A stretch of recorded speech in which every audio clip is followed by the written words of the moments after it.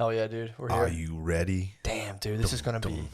Um, Man, I'm in my scholar bag right now. oh, boy. I did so much research. I don't know if I like that. You're going to like it, dude. All right. You're going to have a good time, dude. You So think I'm going to have a basically, blast? I've explained to you the gist of this, right? Yes. So basically... A little weary. It's weary. It's weary territory. Yes. It's quicksand, but I think it's good. I think it's good territory. And It certainly is quicksand. This is so fun. This was probably one of the funnest things I've never like just independently looked into a thing. You do like school projects and you're kind of like, Yeah. I don't like doing this. I was like, this was keeping me on the edge of my seat. Nice. So the whole thing started with the book. I think it was called, let me see. I think it was History from Dr. Maria Kumin, PhD. I think she was schooled in like the Eastern Bloc or something. I think she went to some like wild ass school, but she lives in the States right now. So what happened was I was reading Irish mythology and I came across Cuchulainn, the hero. And I'm like, that's cool. Then I started reading a book about the Mayans and I came across Cuchulainn, a myth from Mayan culture. And I was like, damn, they sound kind of familiar. That's weird. So I just Google it and this lady's books come up. It's the title of the one I read is Ancient History Since Noah's Flood, How Modern Science Shapes It. The other one is Celts in America Before Columbus, Origin of the Native Americans. Ooh. Yeah, this lady fucking puts out some hot shit. So I was just like, this lady's name happened to come up first. So I email her like, dude, did I just make a groundbreaking fucking discovery? And she was like, no. She's like, we pretty much all know that the Mayans are Celts, but like, you got to go back and read my first book. Yeah, she speaks with she's like a black Israelite for Celts. Yes. Well, just like she is like a black Israelite. She thinks we was Mayan kings. Dude, that's what all this stuff kind of boils down to, which is very fun. But it's like how this... So this is... So I started reading it. Black Israelites for white people. Yes. So I started reading it and I go, 'cause I'm reading the book. So I'll give you the taste of the book. And then I start going like, this all sounds oddly familiar. And I go, oh, this was German. This was like Nazi propaganda kind of. It was the stuff, but it all comes from Zoroastrianism and those ancient texts and like the people who went over and tried to translate them and how that was tied to like tensions between the French and the British. It's fucking cool. But yeah, it's just a trigger warning. If you somehow are like hooked on the ancient aliens notion of this, you might get dismayed because it casts. Oh, you're here to debunk Nazi propaganda? Oh, I was reading this like, this is cool as fuck. You're telling me the culture with the Mayans, I'm all with it. And then I start reading this stuff and I go, I've heard this before. And then I go, oh, okay. So that's how the whole thing kind of came about.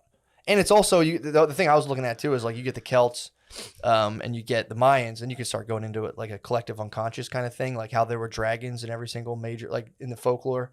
So whatever. But so this lady's like, you got to read this book and you'll get the answers to this. It's very, so exactly. So I'm reading like 10 pages of it and I'm like, this seems You went like this. Got it. That's pretty much what happened. 10th page. I read 10 pages Done. and I was like, this sounds like the stuff like I heard about like Nazi propaganda. So then I start researching the link between this hypothesis this lady had and Nazi propaganda. And then I got into an even stranger realm, which was I started reading an article about Germans and Iranians and how sometimes at soccer games they toss up fat Nazi salutes at each other. So I started going, what the heck? Yeah. Why is that? And then it took me to the whole thing about Prince of Persia. This is where my whole research started. So I started that book. I go, this seems kind of fucking weird. Started looking up like how the Aryan like myths are related to Nazi propaganda. And then it took me to an article by PBS saying how when the Prince of Persia came out, everyone spazzed because Jake Gyllenhaal starred in it. Everyone was like, this is fucking bullshit. Like that should be a person of color playing that. And everyone was like, yeah, it's like ancient Persia. Persia. Hated Alexander the Great. Yeah, they're like ancient Persia, like clearly that guy's brown. And then the Reza Aslan, he's an Iranian intellectual guy. So he came out and everyone was like raising hell about this. And even him, he's like a liberal intellectual from Iran. He was like, nah, dude. He was like, back then we all looked like Jake Gyllenhaal. Yeah. We was white kings. You know what they used to say about Alexander? What? He had hair like a lion's mane. Really? He had blonde hair. Yeah. Where was he from? Persia. So Greece, Macedonia. Well, that's where this whole thing starts. So, but the funny part was a lot of people came out and were like, there's clearly, that should have been like an Indian guy or something. And like the Iranians were like, nah, we were white back then. Yeah. So I start going, what the heck? What the fuck? What the heck, dude? This ain't no damn Iranian. So basically, this is going to explain the Aryan myth and how it's played a role in World War II politics in ways that are pretty mind-boggling when you get to the backstory of where we're going to explore right now, the backstory based on this lady's book. This is what I absorbed. So we know that Prince of Persia came out. Fucking white-ass Gyllenhaal comes out, and all the fucking white libs are like, what the hell? Nah. And Persians are like, nah, dude, we were white. And everyone goes, all right, well, this is confusing. Like, what the fuck? Well, have you seen Iranians now? They're pretty fair skinned. A lot of them are, yeah. Mm-hmm. They're pretty fair skinned, but they were basically saying, like, dude, we were even whiter before that. So here's where we was Kangs. We was white Kangs. This is ancient. No, I'm telling you, this is fucking. What, are you looking at him? No, I'm just listening, thinking of we was white Kangs.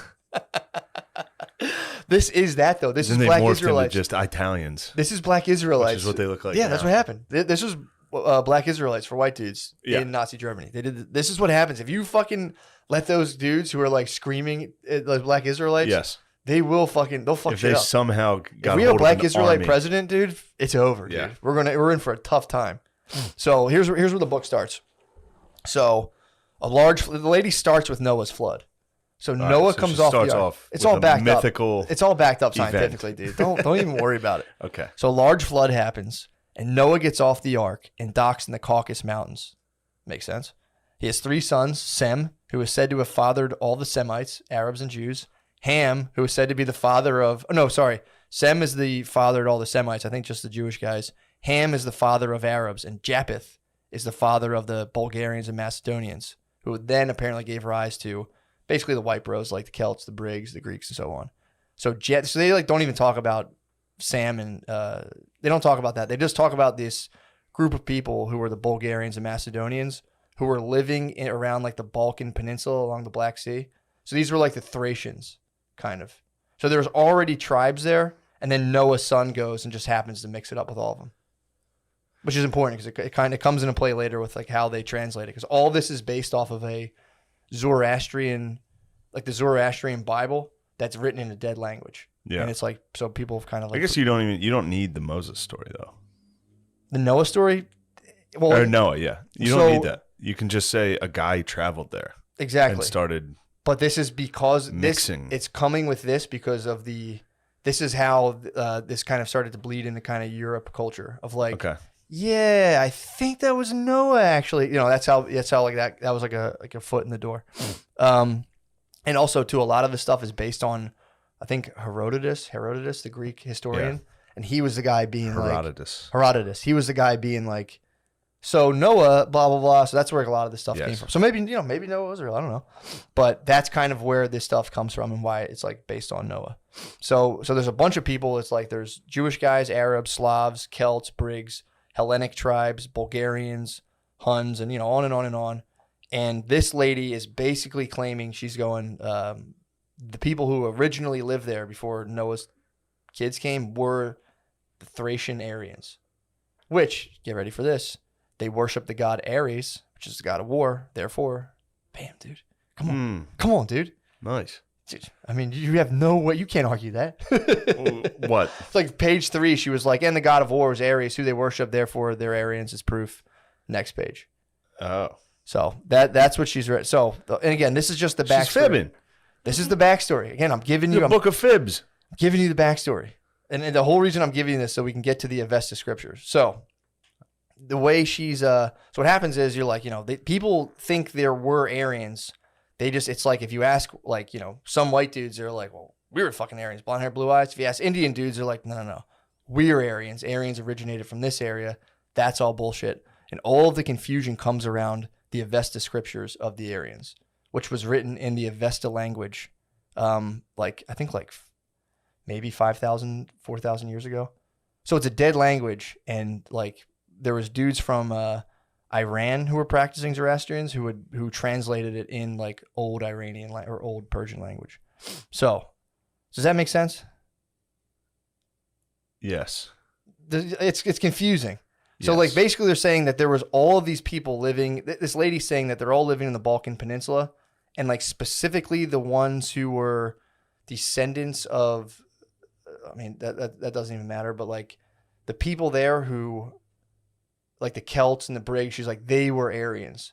And she's saying that the Avesta scriptures back it up. So this is why she thinks it does. So according to when they translate it, and we'll get into the guy who translated the Zend Avesta, or the Zend Avesta is the translated Avestan scriptures.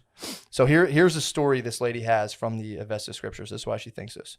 She said the Aryans started out on an island in the Pacific Ocean, and the west side, and like a Polynesian island. So the west side of the island started to sink, and so they settled in Siberia and named it Area. So at this time, Siberia was a blooming paradise with 7 months of summer and 5 months of winter. But then it got cold all of a sudden, which according to Dr. Cumin was because 12,000 years ago, the poles flipped at 60 degrees, leaving Siberia frozen tundra with 10 months of winter and 2 months of summer. So this is the big ice age. Yeah. So in the Avesta scriptures, it reports that the quote unquote Aryan people who came from the Polynesian islands walked through a blizzard for, I mean, it could have been generations, dude. They walked through a blizzard, and that's where this was the first version of the story where they're like, they walked through a blizzard for generations and probably became white and then settled in the Balkan Peninsula. So this is why this scripture kind of points to the fact that like people use this to be like, again, this could just be Indian dudes too, because Indian guys like, yeah, we started in Polynesia, then we fucking came down here. So then they have them settling around like Iran and then spreading out into that Balkan. But Polynesia is not one of the cradles of civilization. So here's the problem. Again, this is what all of this stuff's based off of. They switched that though. Later on, the Germans were like, "We didn't come from fucking Polynesia. Fuck that shit." Yeah. So, then also within the whatchamacallit. So in the Avesta scriptures, which is just like the Bible for Zoroastrians, they also had a one God. So they were a monotheistic religion. So they believed, and their God was named Ahura Mazda. Pretty sick. Yes. So at this point, it sounds like a pitcher. It's Ahura Mazda. Yeah. And they all believe that there was like, they were made of like, there was a good light spirit. So there's Ahura Mazda. There was a good light spirit, Spenta Manu, and who was there to battle Angra Mainyu, which was like the negative dark spirit of like matter. And they thought we were like we were made of like physical evil matter and like a holy light body. The Aryans believed all this. Yeah. And it's okay. You know, it sounds a little, you know, similar to Christianity, whatever. But the problem is, and it's like this book exists and it does talk about this stuff, but for some reason the argument is like Indian dudes are like, no, we're Aryans. And, you know, you had the Germans in World War II being like, no, we're Aryans. And, you know, that's where it all kind of came from. But he also, when Hitler came around, he took that, you know, you're saying like that Polynesian thing. Yeah. He was like, he came up with the northern hypothesis. He was like, we didn't come from there. We originated in like Scandinavia. And then migrated and founded all of these. We founded like India. We founded, you know, that was like the modern story he went to. So we covered the Jake Gyllenhaal thing, covered the Reza Aslan. So the way this lady got her hands on this book and like discovered all of this stuff is there was a French guy who actually coined the term Aryan because it was like, you know, it was like Ariana, blah, blah, blah. He made the term Aryan. He was a Frenchman, 1750. He was a French Orientalist. There was just guys who used to like study. Yeah. Like China. The Orient. Yeah, the Orient back then. So his name was Abraham Hyacinth Anquetil Duperon. Abraham, huh? Abraham, dude. Founded the Aryans? Talk about your all-time backfires. Yeah, dude. So he was like, you know, he wasn't even about that. He just was like, the problem in 1750, the French and the Brits are colonizing the East. So they're battling, dude. So like, and for that reason, like, it's kind of hot to study Eastern religions. So Britain was killing it because they're like, they're coming home. They're like, I think they brought home like 300 or 200 like Sanskrit and Avestan manuscripts, but they couldn't translate them. They had no idea what they said. They were just like, check this shit out, dude. Yeah. We know the most about the Middle East. And the French were like, fuck you, dude. So then this guy, he was studying, you know, ancient languages at a French college, and his professor's like, check this shit out. He's like, what is it? And he was like, this is a copy of the Avesta manuscripts, the ancient Zoroastrian manuscripts, but they don't know what it means. And the guy, Abraham, is like, fuck that, I'm going over there. He's like, I'm going to translate all those things and bring them back to France and, you know, restore France to glory. So he's like, fuck, I'm going to join the military because that was his only way over there. And then on the way over there, he like got sick and like passed out and puked. He's just a nerd. Yes. So he got sick on the boat, passed out and puked. And the guy in charge was like, what the fuck are you doing? He was like, I'm here to study ancient manuscripts and bring glory to France. And they're like, all right, dude, we'll discharge you from the military. We'll give you a little stipend. And then you can go and like learn all of these ancient secrets and we'll get you back to France. Like, we don't want you fighting. He was like, sick. All right, I'll do that then. Yeah. So 6 months later, Abraham's in India eating only rice and veggies. And he's trying to find a Brahmin or a guru to kind of like show him the secrets of the Orient. And then he walks really far and he gets super sick again and just kind of like lays somewhere sick for a while and then recoups. And then he walks back to Pondicherry where he finds his brother who holds position in this like little area. And he's like, dude, I can hook you up with Zoroastrian priests. But it turns out that the local Zoroastrians at this time were just trying to secure foreign alliances since they themselves were at war with another sect of Zoroastrians over an intercalation dispute, which is an argument about what month it is. So the Zoroastrians were like, one sect was like, it's fucking May. And they're like, dude, it's fucking June. It's June. And they were, don't bring it up again. They're like, it's fucking May. We're coming with swords. So they start fighting each other. Yeah. And then, you know, Abraham Duperon is just kind of like, yo, what's up with your guys' secrets? And they're like, we could probably use French allies. Yeah, so they're like, hey, us, the guys fighting about what month it is. Yeah, we have ancient secrets. I know. And that's what that lady's hypothesis I just laid out is based off this guy's translations of the Avesta. It's called the Zend-Avesta. The Avesta is the scriptures. The Zend-Avesta is the translation. So they're just kind of leading him on, be like, yeah, we got you, bro. Like, yo, what's up with your brother? You know, they're kind of like, how many guys you got? And, you know, so Abraham is like, they're leading him on. He thinks he's getting secrets, and eventually he figures out. And they were battling the British the whole time they were there. So he's like, in India? In that whole area. They had like, I think it's the Carnatic Wars or something. It was like in the East. I think India was kind of like worried the French were impinging on their India stuff and blah, blah, blah. Yeah, I guess India or France might have been in Vietnam back then. Really? I don't know. I know they were. I mean, I don't know how long they were in Vietnam. Obviously, this England controlled India. Yeah, this was like 1750. The Dutch controlled Sri Lanka. The Dutch were motherfuckers. Yeah, they're bad. Yeah. They're bad boys. So I think the French are over there. Holland is just a bank. Yeah, wasn't Switzerland too? Isn't that why it's always neutral? Yeah, kind of. But Holland was like historically like. Let me see if I can just pull up stun on people. Because there was the. I got my sources, bro. No, it's all right. I don't think it matters. You don't have to get it. All right, because there was a third Coronatic Wars. And the French and they were English mixing it up everywhere, somewhere for sure. They were fighting here. Yeah, were they here? Yeah. So I think they French had and Indian Wars. They had some beefs over there, but you'll see everywhere. Yeah, they were beefing over in that area because they were more. I guess they were more around like colonial wars everywhere. They were in like modern day Iran. Oh, okay. And then kind of like there was like Pondicherry as an area of France or in India. So I think they had a little bit of holdings in India, but I don't know. But so they're in the intercalation dispute, and then Abe starts getting hip to the fact. He's like, these guys aren't giving me shit, dude. So he's like, fuck this. So he started getting super paranoid. So he leaves this city. He also started pulling a gun on people a lot. Nice. Like he would get on a ferry, and the ferry would like be like run like just like held up, and he'd go to the pilot, the captain, and be like, "What the fuck, dude?" Yeah. Started pulling a gun on. And anytime he got past, he's like, "This is like started to set him off." So he started just pulling guns on people. Yeah. It was 1750, and he was in India. Yeah, he was just getting nervous. He's gonna start putting guns on people. He was getting nervous. They don't have them right now. So he gets out of that area, goes somewhere else. He makes it to Bengal. And he's invited to the home of a Zoroastrian nobleman, a dude by the name of Koda, who promised to let him in on all the ancient secrets he could handle. But during, and he was giving him some translations, like, yeah, check this out, and he was giving Abraham, like, the very beginning of the Bible, they'll be like, and this guy's the son of this guy, and blah, blah. He was giving him bullshit. And Abraham was like, what the fuck, dude? So, and at the same time, the same thing, the dude Koda was selling a ton of his Zoroastrian noblemen out to the Brits at the same time. So he was engaged in like some very dangerous business. It's like the block is hot as fuck, dude. You still have the calendar fight going on. Then one night, Abe's studying with Koda. He's just kind of like, he's reading the text. He's like kind of feeling weird. And all of a sudden, he starts feeling like he's getting weird sexual vibes from Koda while going over these texts. And this is an excerpt from Abe's autobiography. I thought he was being a gracious host, but then the nobleman's eyes soon informed me about his real intentions.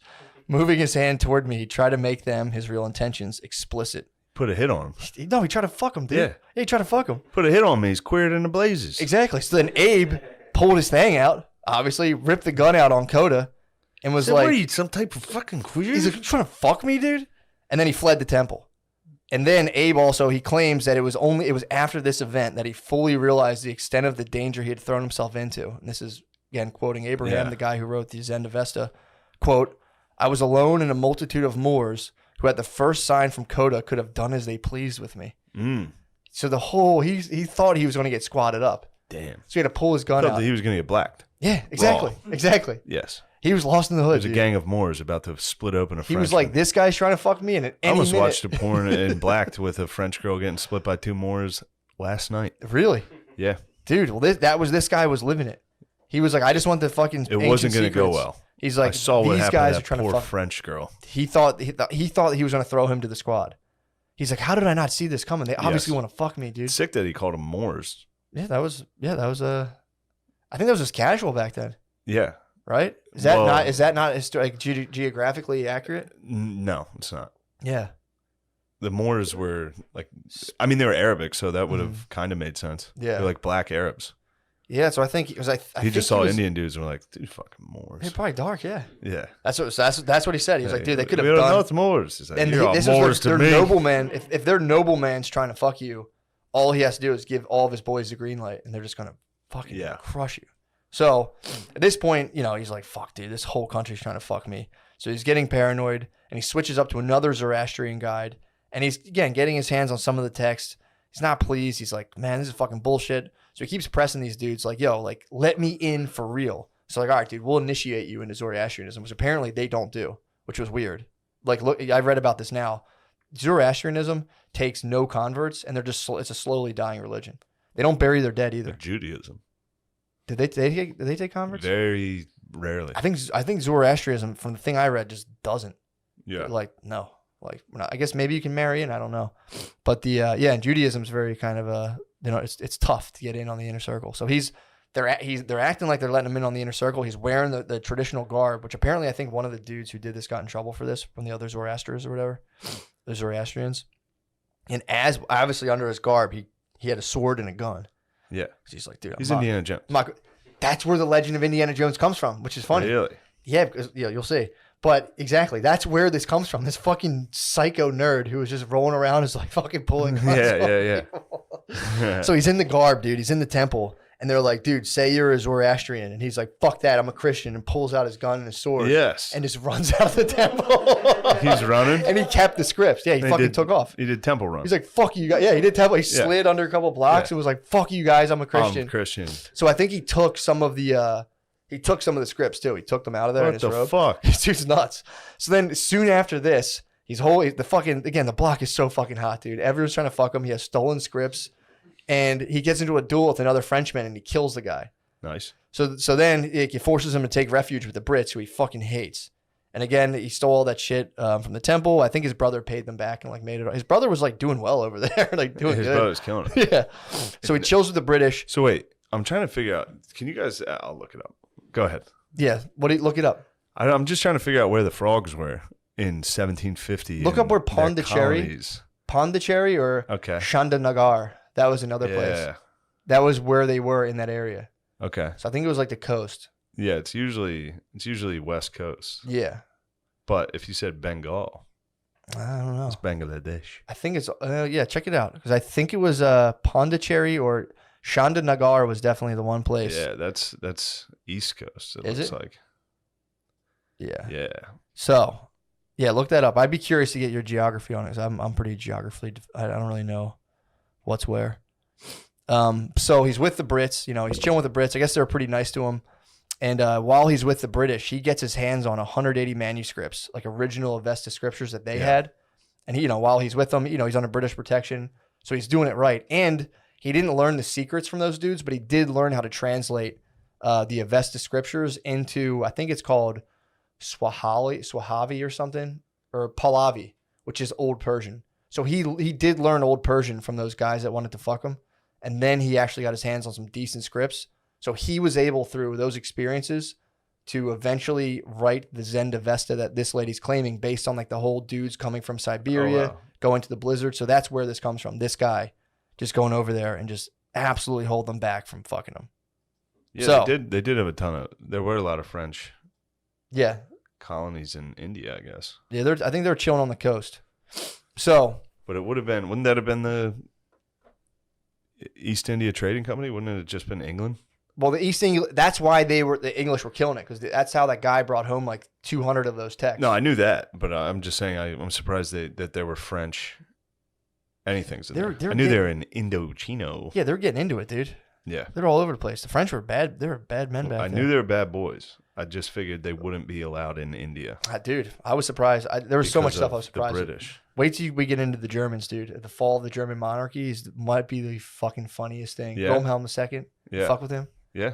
Dude. So I don't know if we'll get to all that, but so Abe gets back to France, dude. And again, too, he also published his memoirs, which set off a craze among renegade scholar adventurer types, which is where they think Indiana Jones kind of came from.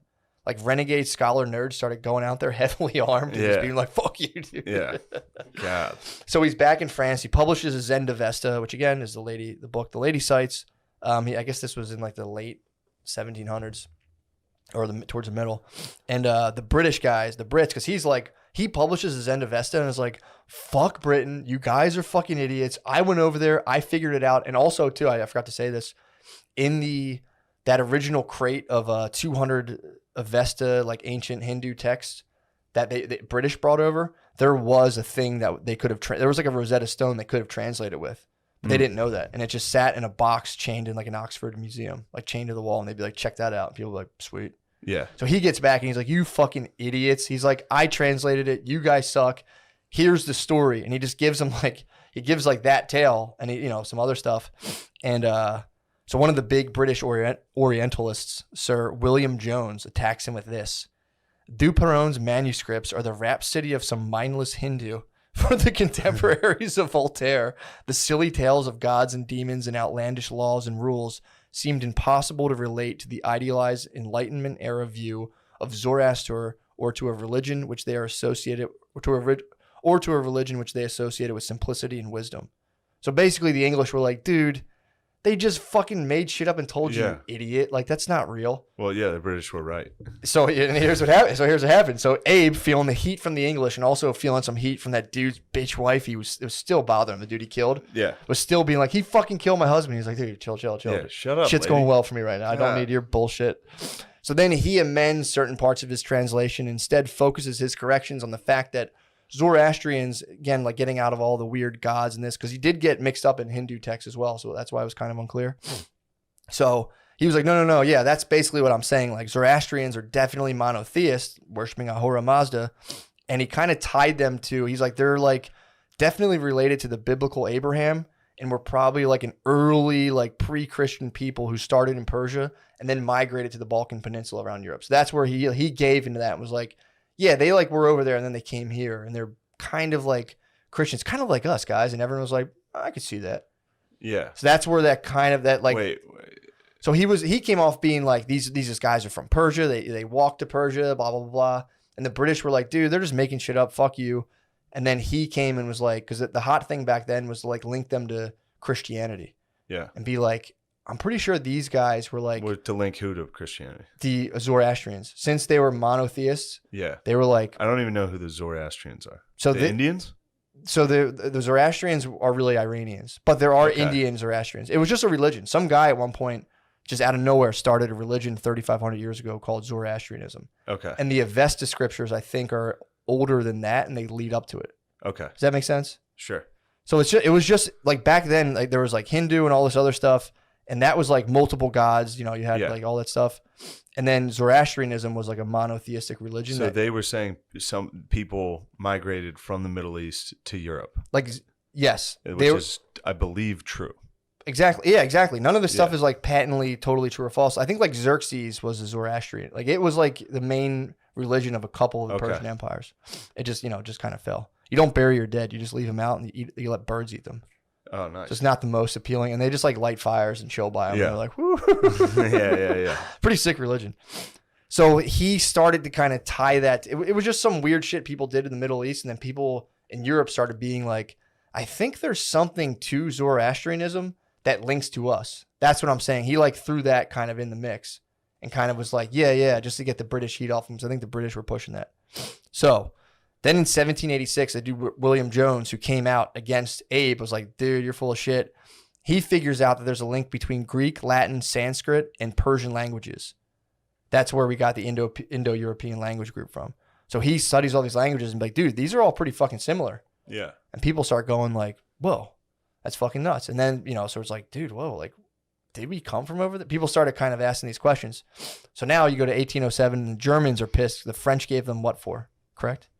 In 1807? Early 1800s. I think Napoleon fucked up the Prussians, I guess. Yeah. Germany wasn't a country. It was Prussia, yeah. There's a bunch of them. Yeah, so like the bros, that whole confederacy of dudes is like, fuck, dude. I thought we were like the most brave, awesome warriors. It was a weird time. Everybody allied with each other, fought each other like 6 different times. Yeah, it was like the monarch. There were still monarchies and Russia, shit. Prussia, so the group Austria, of people who were in that like Austro-Hungary. Yeah, exactly. Yeah. We're just like, fuck, dude. We fucking lost to the French. Like, what the fuck? So they were trying to, in the early 1800s. So they're trying to pump themselves up on like why. A lot of times, a lot of this stuff starts entering into countries who kind of like just like lost. I think when was the Franco-Prussian War? Is that what it is? I believe so. Look up 1807. I think it was in there. Or don't Google 1807, but look it up. That was later. It was 1870. Well, that's when the Germans won that, though. Yeah. So the Germans won that one. Was the unification there. Yeah, but they lost earlier. I think Napoleon. Was that Napoleon back then in 1807? Yes. Napoleon gave them what for? It actually was like he was like occupying territory within that. And they were like, fuck, dude. It's just fucking bullshit. And then a German guy, Franz Bopp, provided scientific linguistic proof of Sir Jones, the guy from England's Indo-European theory. And then a couple of German philosophy bros, Johann Gottlieb Fichte and Johann Gottfried Herder, start to hype everyone up on this idea of the Volk. That was like Hitler shit. The Volk, yeah. And he started being like... Volkswagen. Yeah, he started being like, dudes, like, yeah, we got beat by the French, but like... Deep down inside, we're like noble warriors tied to like a long tradition of just like tunic warriors. Yeah, like we're sick, dudes. And everyone's like, nah, you think we suck? We lost the French. Like, nah, dude, we're the fucking Volk, dude. And like we're being plagued by like, this like shit going on right now. Yeah. And it didn't get anti-Semitic yet. It's coming. It laid the it starts to lay the foundation. So he starts pumping everyone up. He's like, look, like we're the Volk. No, I remember.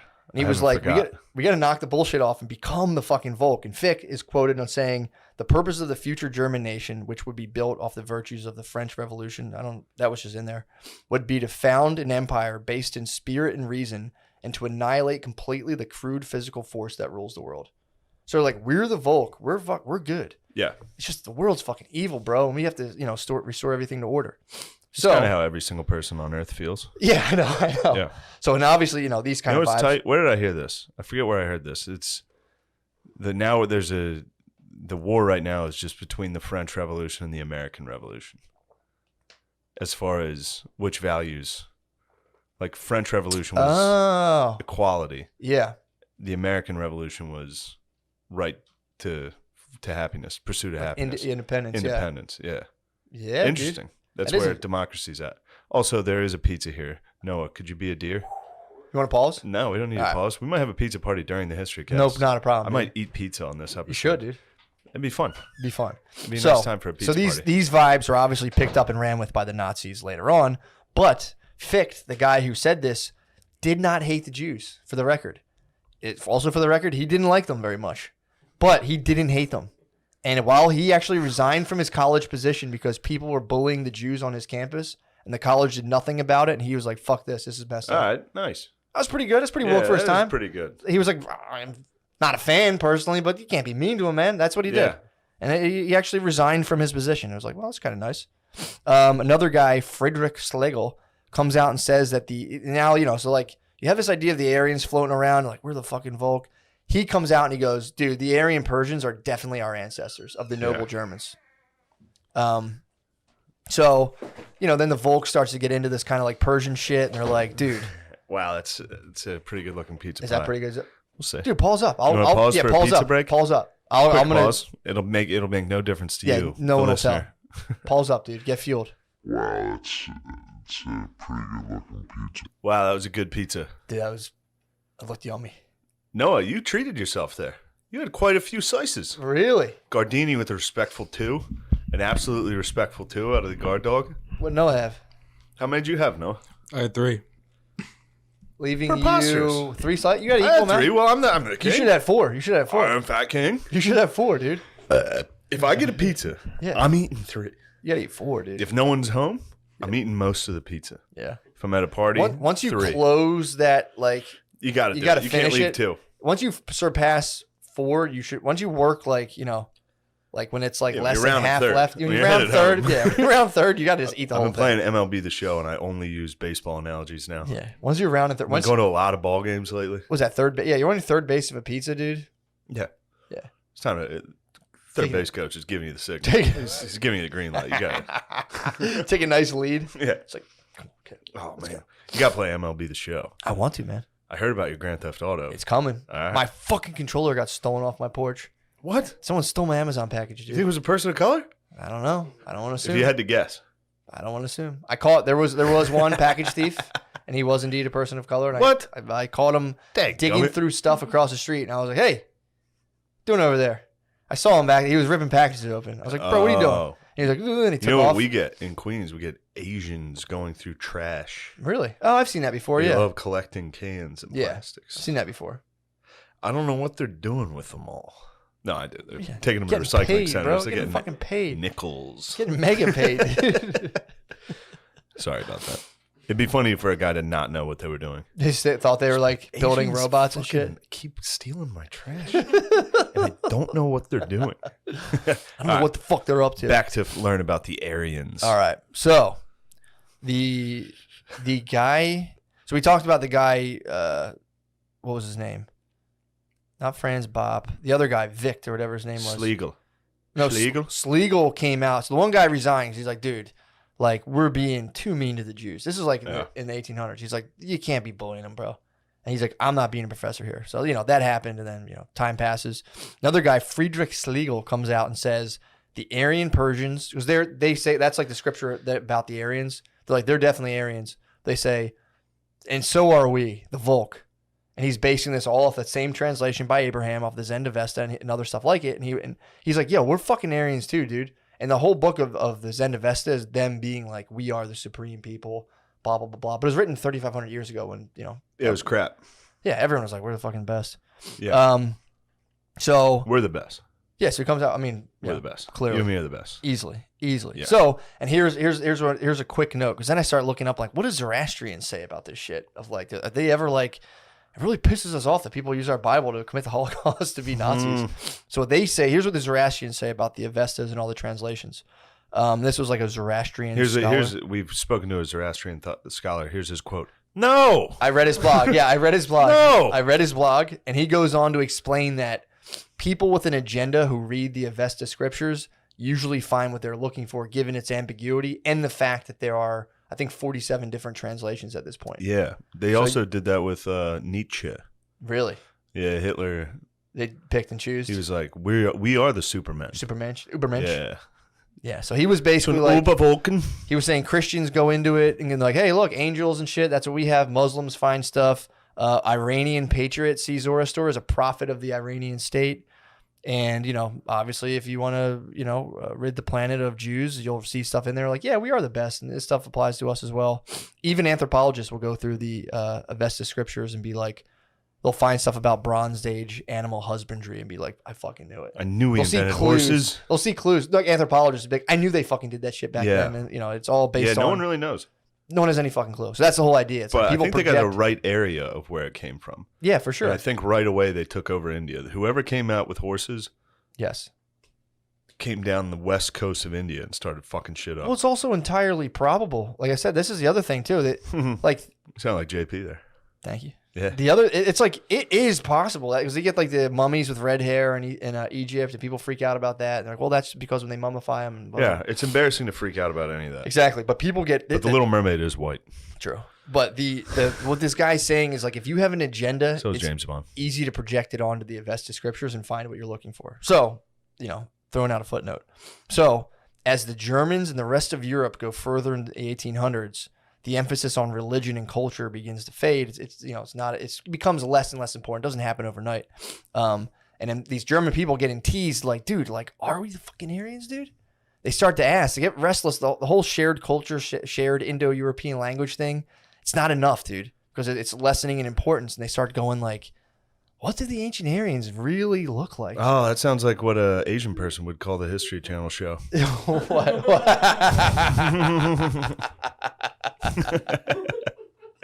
So they start going like, people in Germany are like, and in France too, to be fair. And I think Ireland at one point was like, yo, we're Persian. We're like, we called it. Yeah. Ireland called like, we're Dibs. Persian instantly. So they started being like, did the best people from that book, like, did they look like me, dude? Like they look like me, right? Well, I understand. They didn't feel represented in all of the myths. Exactly. They needed to be represented. I don't watch a movie unless somebody looks exactly like me. And that's kind of what was going I on. only watch Peanut Butter Falcon and The Ringer. So they started like getting fired up, and again that starts to pressurize like intellectuals. Like, I'll go find it. This is what people want. So they start they're digging through stuff trying to find it. And like we said, religion was fading from importance. And if you're into like Jungian psychology, they always talk about how like our impulses don't fade with the vehicles they're expressed through. So like back in the day, if I was a guy, say I was a Christian bashing Arabs, if I was doing that in like the 1500s, I'm coming at them more from like your fucking culture, boo, your religion. It's more of like a holistic 360 slam. And as religion faded from the picture, people started getting like, and as we got more emphasized on like physical characteristics, which was always there, but as religion fell away, people started attacking strictly more on physical stuff. They recognized it back then, but it was like, dude, here's an example of a slam. So it's in 1830s. You got a guy like Christian Lassen, who was another Orientalist, a student of Schlegel, who this guy Lassen starts to be like, yo, again, we're definitely fucking Aryans. And he was like, and we can tell just not the language and everything, we can tell just by the way we conduct ourselves. And this is his quote. He was like, we're the most gifted of all. This is how people used, like, before they started just being like, fuck you, dude, and like having like more. It is. I'm sorry to cut you off. It is funny that every single culture, it's like, yeah, we're the best. We do it the right way. Yeah. It's like, who do you think invented the right way? Your culture. Yeah. That's exactly. It's so funny. And that's all that. So, and this is like, but as the I do it all the time. As the emphasis on religion faded, that's when it got into more like in the early 1900s. People started measuring heads and getting into eugenics. That's when it took on like strict physical characteristics. Yeah. That's why people say like Europeans invented racism. There wasn't racism before that. It's like it was there. It just was more kind of verbose and kind of like poetic. This is how this guy used to get racist back in the day. So Christian Lassen, he's like, we're the fucking Aryans, and the reason why, quote, we're the most gifted of all and perfect in talent, creativity, flawless in spirit and harmony of soul. So, and then he was the one who started to contrast the idealistic Aryan Volk with the Semite, referring to both Jews and Arabs. So he started saying the Jews and the Arabs did not possess the harmonious balance of the forces of the spirit, and that the Semites' views and notions so absorbed their intelligence that they're unable to rise with serenity to the contemplation of pure ideas. Yeah. It's like, dude, what a slam. Yeah, how are you supposed to yell that out of a truck? What a slam. You got to streamline that. What a slam, dude. And then, this is kind of where it gets into kind of funny. He was like, he goes on to say that the Semite in his religion is egotistical and exclusive. And then in a rather ironic statement. This shit's egotistical. We are actually perfect. Exactly. That's what I'm saying. So then one of his boys right after that is like, dude, I think Aryans are actually the chosen race. So all this is just like a wild projection based out of insecurity, blah, blah, blah, blah. It's almost like everything is a wild projection out of insecurity. So that's what you get into with the with the young stuff. It's like, so you have these guys, like the religion loses importance. They start slamming more like physical characteristics. And then now you have anti-racists who are like, there's like, it's just that same that same force, dude. It's just fucking like, fuck, I fucking hate racists. And it's the same hatred. It's constantly shedding and taking on new forms. So that's kind of, just want to give a little hat tip to Young, dude, with all this stuff.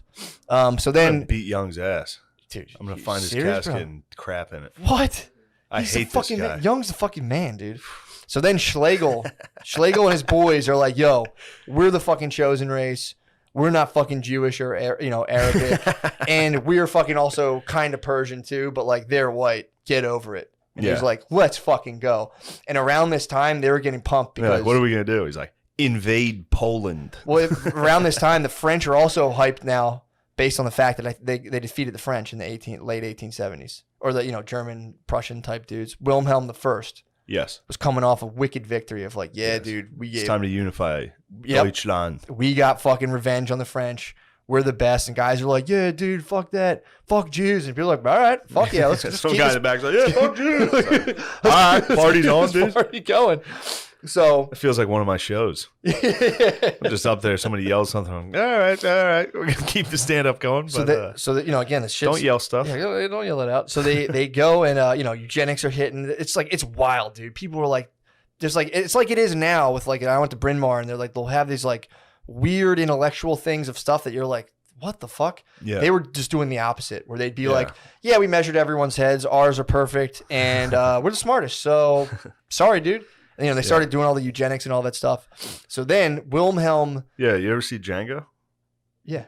You know that part in Django Unchained? When they used the thing? skull stuff. Yeah, what was that called? There's cranial. a word for that. I don't know, honestly. Probably craniology. Something like that. But yeah, they were measuring all this shit and being like, and they would like compare like skeletons and heads and be like, that's us, obviously. Measured our head, measured their head. We're obviously Aryan. We're the best. And so then it goes. So you know, Wilhelm the First. Everyone's like, hell yeah, dude! Like we beat the French. Wilhelm the Second steps up. This is kind of where my notes leave off, but I think I got this from here. So Wilhelm the Second. Where's my dog Bismarck? Where's he at? You run into him? He was a Prussian guy, right? Yeah. So Wilhelm the Second splits from Bismarck. I think there was a part where he was like, "No, dude, I'm cool." Also, Wilhelm the Second was half British. He was half Brit, half German. Yeah, they all were. Yeah, apparently they're all related. Kind of weird. I think Habsburg. I forget. I don't know, but I know they were all like World War One. They were all cousins. So Wilhelm, I think in 1880 something, like 88. Yeah. He's like his dad starts, I guess, dies or something. So Wilhelm II comes up on the scene. So you know his people are fucking fired up, dude. They're like Aryan stuff, and they're like, yeah, dude, this shit fucking rules. Yeah. So Wilhelm II, let me see, according to my notes here. Yes, we got hit. Eugenics hits. Everyone's wild. They also had it. So Wilhelm II takes them into the Boxer Rebellion. So they go into China. They go into China, but you see how many people died in that? A lot of people died. Well, they were killing Christians. They killed a lot of people. Chinese are killing Christians. So then, but apparently Germany, like Wilhelm's forces, they only sent like 800 troops. They sent like a weak amount of troops, and he also, so they didn't basically help at all. They showed up late, and then Wilhelm, this is his first major scandal, was like, we're about to go hit fucking China like the Huns did a couple thousand years, and like referred to like going in and just decimating the entire population. And everyone was like, whoa, bro. In the 1800s, it was like, dude, chill. Yeah. Chill. You can't be bringing that kind of shit up. So that was his first major scandal. People were like, dude, this guy's kind of fucking nuts. It's a sick war plan, though. Yeah, dude. Spec, I've met with my war council. We decided we're just going to kill everyone. All right. He was basically like, go forth and show them how Christians love to suffer. And like, we're going to go, and like, this isn't even going to phase us. Damn. We're going to roll through there. We like, were ISIS. He was nuts. Or he was like, apparently very eloquent. He would give 6 speeches, but every now and again, he would just cross the line a little. Yeah. You know, he get fired up.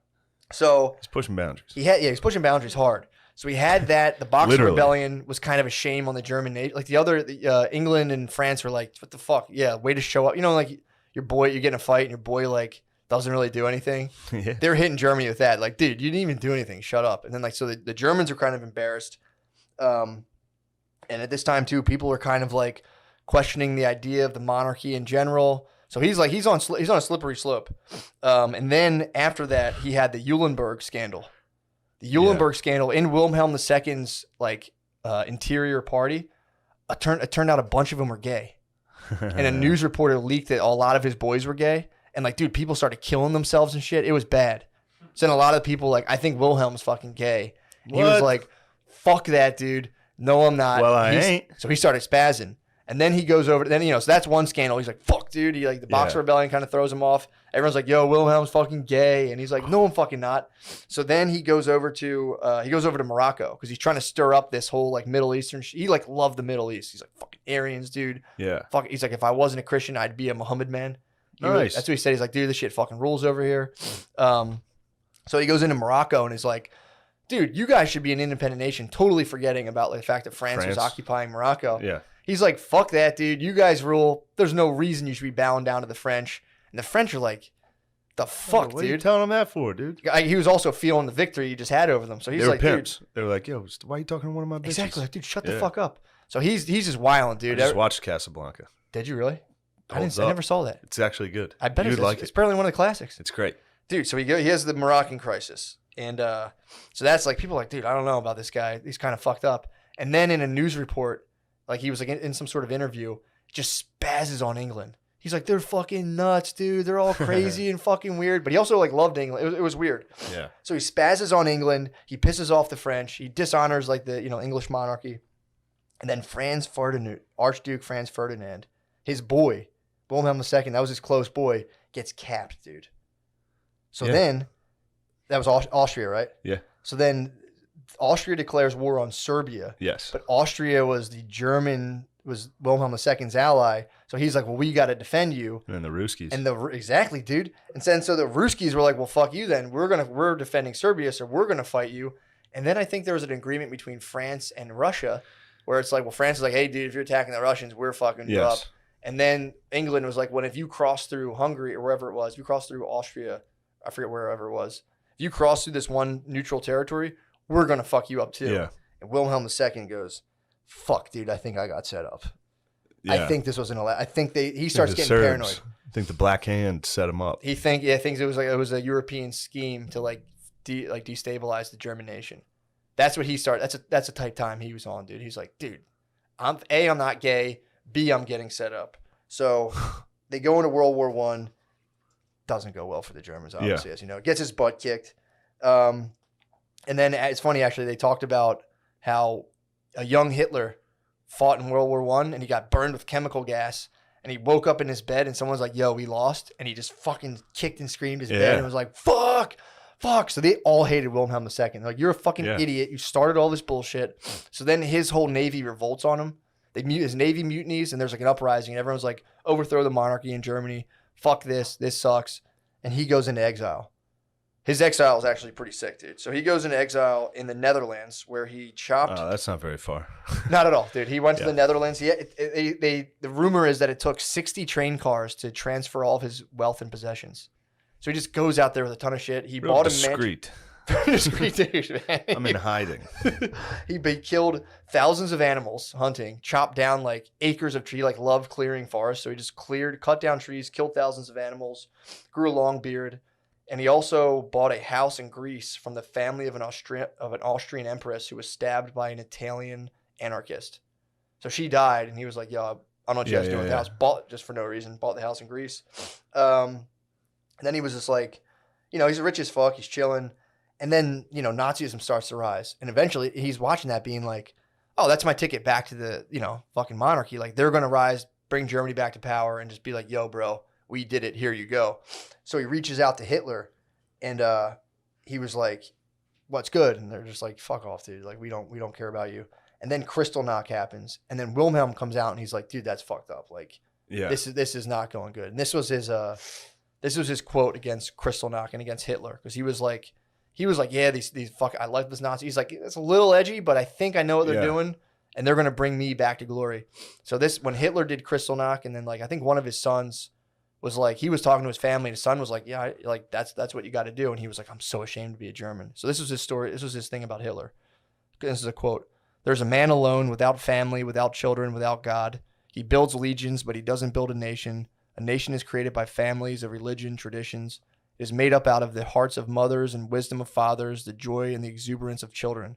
For a few months, I was inclined to believe in National Socialism.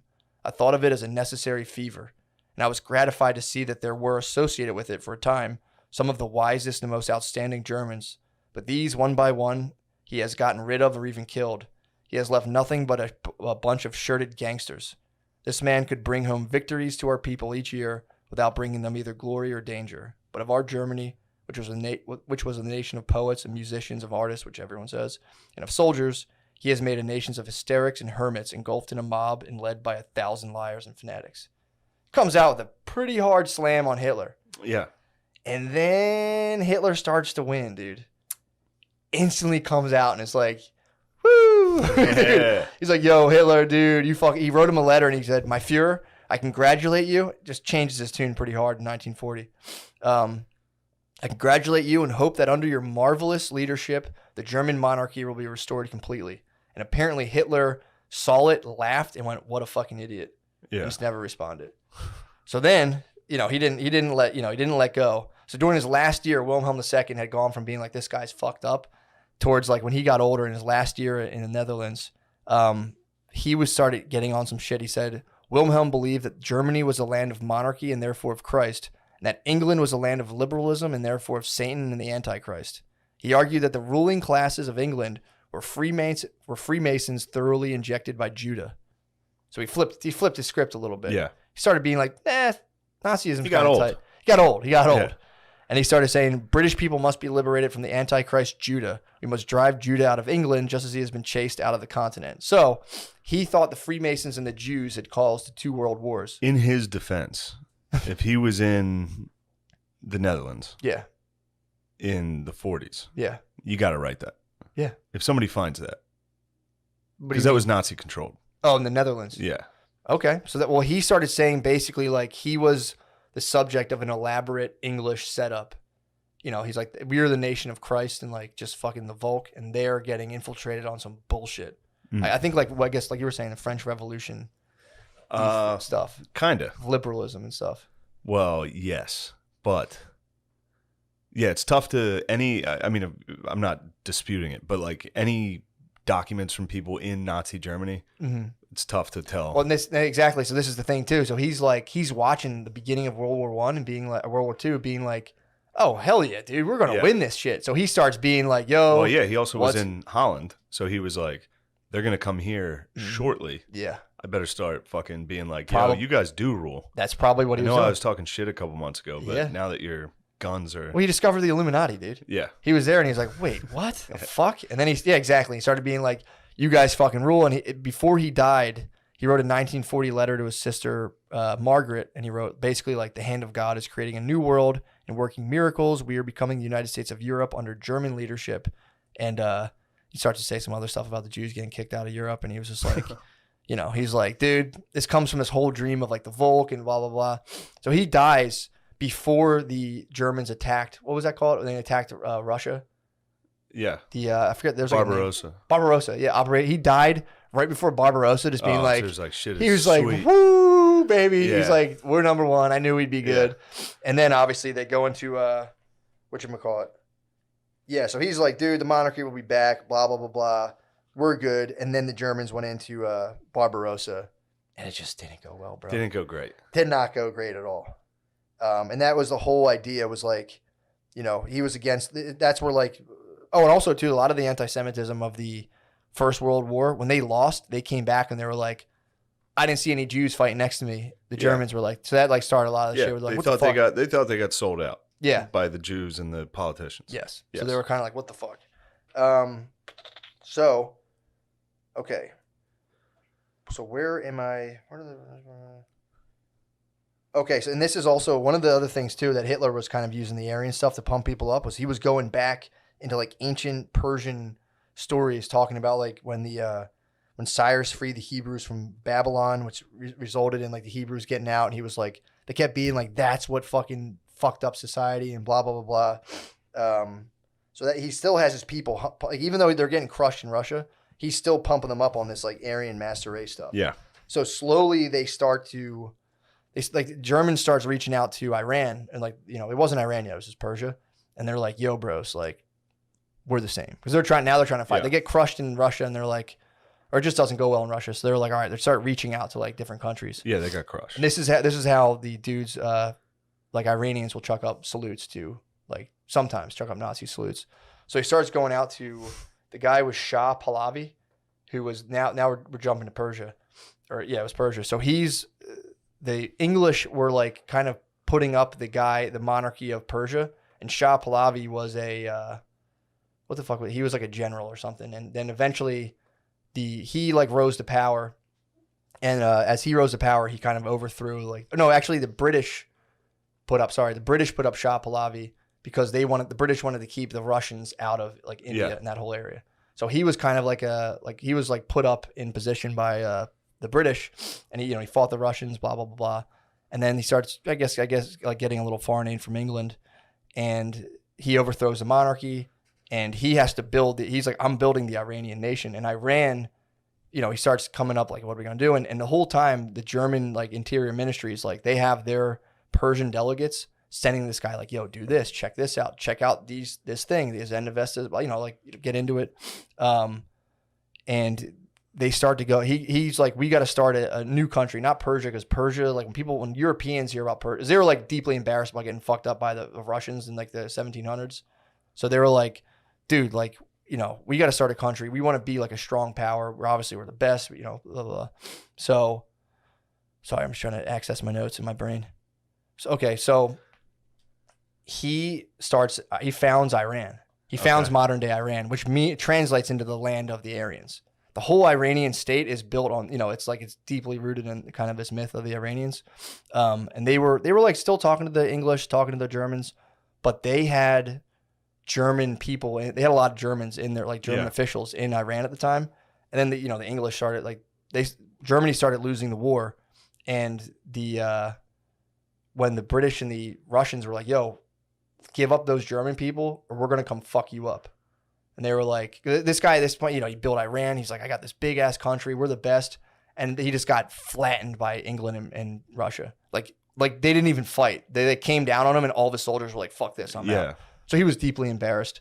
And then since, I guess he was so cool with Germany, he didn't hand the Germans over. He let them flee the country. And then the Russians were like, well, fuck you then. We're going to occupy Tehran and all this stuff. So it wasn't looking good for him. So then he was forced to retire. And then his son took over. And that's like around that time, as they call it Iran, the land of the Aryans. And his son was like, we need to start an Aryan brotherhood with India, Pakistan, Afghanistan. And, you know, the whole thing ends with them still to this day being like, we're the fucking Aryans, we're the best. Wow. Because in order to build the Iranian state, they had a similar issue where they were like, we just got smashed by Europe. And the Shah was like, oh, we're white, dude. Like, how do you know what happened? We were white and we were crushing shit in the Middle East, like the Germans told us and all these other things. And then we intermixed with Muslims. So they had the same issue with Muslims being like, they fucked us up. We're actually supreme in all of intelligence and everything. They fucked us up. And then Iran was built out of like a similar myth. So, and to this day, Iranian Aryanism still thrives. Damn. That was an abridged version. Yes. But pretty sick. I was getting scattered. I was just freestyling. No. But that's why today you go to a German soccer game with Iran and it'll be dudes like chucking up fucking Nazi salutes because they're still like, we know, bro. Like there's a couple dudes who are like, we're the Aryans, we're the best. We got that scribble. And both just got leveled. Yeah. And you know, in those wars, they just weren't having a good time. So there it is.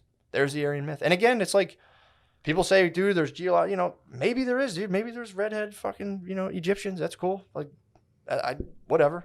But when people start being like, and they don't want you to know this shit because you're the fuck, it's like, dude, just fucking turn that shit off. Yeah. Yeah, I don't know how much history they don't want you to know. Yeah. That's what I'm always. Yeah. Who's they? Yeah. But again, it's like, you know, that whole narrative was based off of the Zendavesta, which was written by a dude who was like geeking. How old is he? He's a youngster. Oh, wow. I was like, damn, dude. How long? So he was on day 9. Okay, that's what's up. I was like, damn, dude, what do you do? What the fuck are you going to do? What is he going to do? I don't know. He's probably going to get eat ripped. Steak and get ripped. Yeah, he's probably going to eat steak, get ripped. Yeah, but then we'll just watch Lord of the Rings. Probably love his heart. Yeah. So. Yeah, dude. This will be the ultimate challenge. I might come back next week, tuck tail, or I might be triumphant. It's nice, though, that you will be truthful.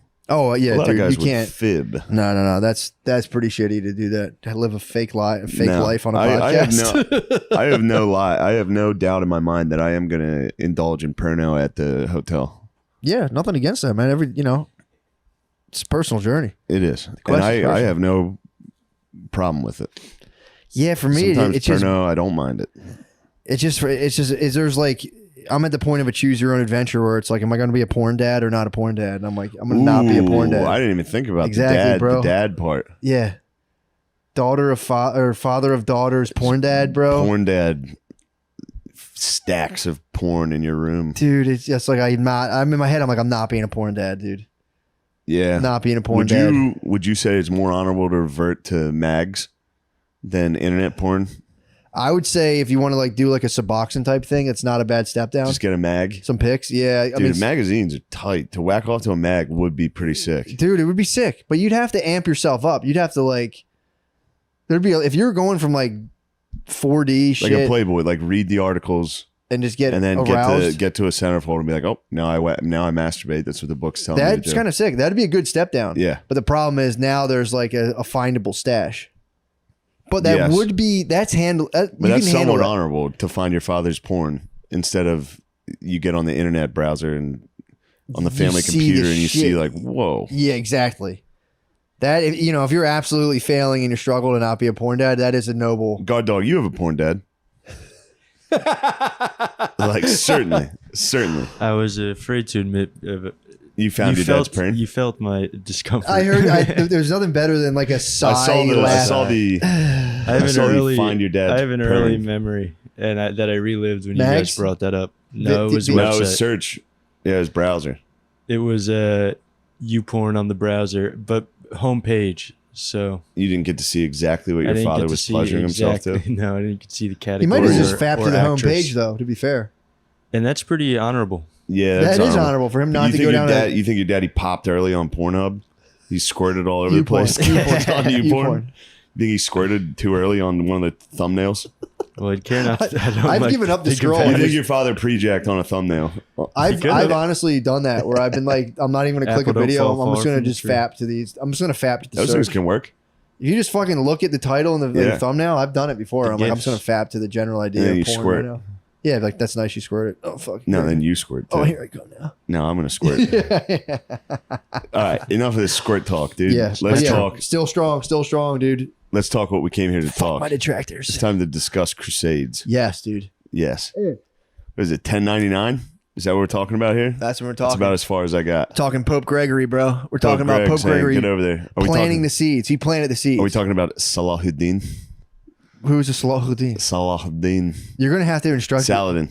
Who's the King Saladin? And he's the goat. That was the bro. See, I didn't get into exactly that side of it. So let me paint the picture. This is the picture I got from the beginning of the book. The book's called The Crusades by Thomas Asbridge. All right, so shut up, Asbridge. So they're saying this guy's giving like a multiple account of like, here's what's going on in the Muslim world, here's what's going on in the Christian world. Yeah, he calls it the Latin world the whole time, but. So apparently the fucking French, man, are apparently at the center of this. The frogs were over there. Frogs are big time, bro. Because he said Guy de Lucien or whatever in there. Yeah, the one there was was that the guy you're saying? That was in the movie. Kingdom of Heaven. Would you get to the Knights Templar? Not yet. This is they tease you with the Lionheart. They hit you with a little bit of Lionheart, which I'm like, coming. All right, I'm ready for that. But they so they go in, and there's just these dukes. Who dat? I don't know. All right. There's these they're explaining like how there was just these knights who were like they're not like the king, but there's just these disparate bands of just like military royalty. Yeah. That just rolled around what you were saying earlier on basically ponies. Yeah. And they would just like sit around and just like to reiterate, the horses weren't big. Tiny horses. They rode ponies. Ponies, dude, armored ponies. Yeah. And like if you were like there would just be these knights kicking around on like land, like, with their vassals and shit. And they'd get hired every now and again to just like charge some dude on a pony. Yeah. Because that was like if you were trying to fight, a dude would just come run you over with a pony and then he'd be like, all right, dude, fucking I'll pay the king or whatever what I owe him. And they're like, you better, I'll fucking kill you. Have you seen Kingdom of Heaven? No. Yo, you're gonna love it. I can't wait. It's fucking tight. Do they keep it pony? Ridley Scott, dude. Does he keep it fucking? Nah, he doesn't keep it 100 on his ponies. Come on, man. Nobody does. Nobody does. Yeah, you can't do the Braveheart speech on a pony. Why, dude? You can't. Dude, it's such an important detail of the time. It's very important. And they were crazy expensive. To have a pony was like unheard of. Like no one else could afford a pony. So you're a knight. You're on your pony and you had 4 servants that could also the Arabs may have had stallions. They may have had. I think they were on at least in the beginning. I think they're still on. They're on ponies as well. So it's pony on pony attack. There's nothing you can do. But so they have these guys in the Christian world. It's just the knights kicking around, doing their thing. And there's this one guy from France who was just he was a Frank. This is like 1000. So I don't think France was barely even started yet. It was just the Franks people. But his name was like Smooth Folk or something. I forget the guy's name, but he was a brutal fucking duke and warlord.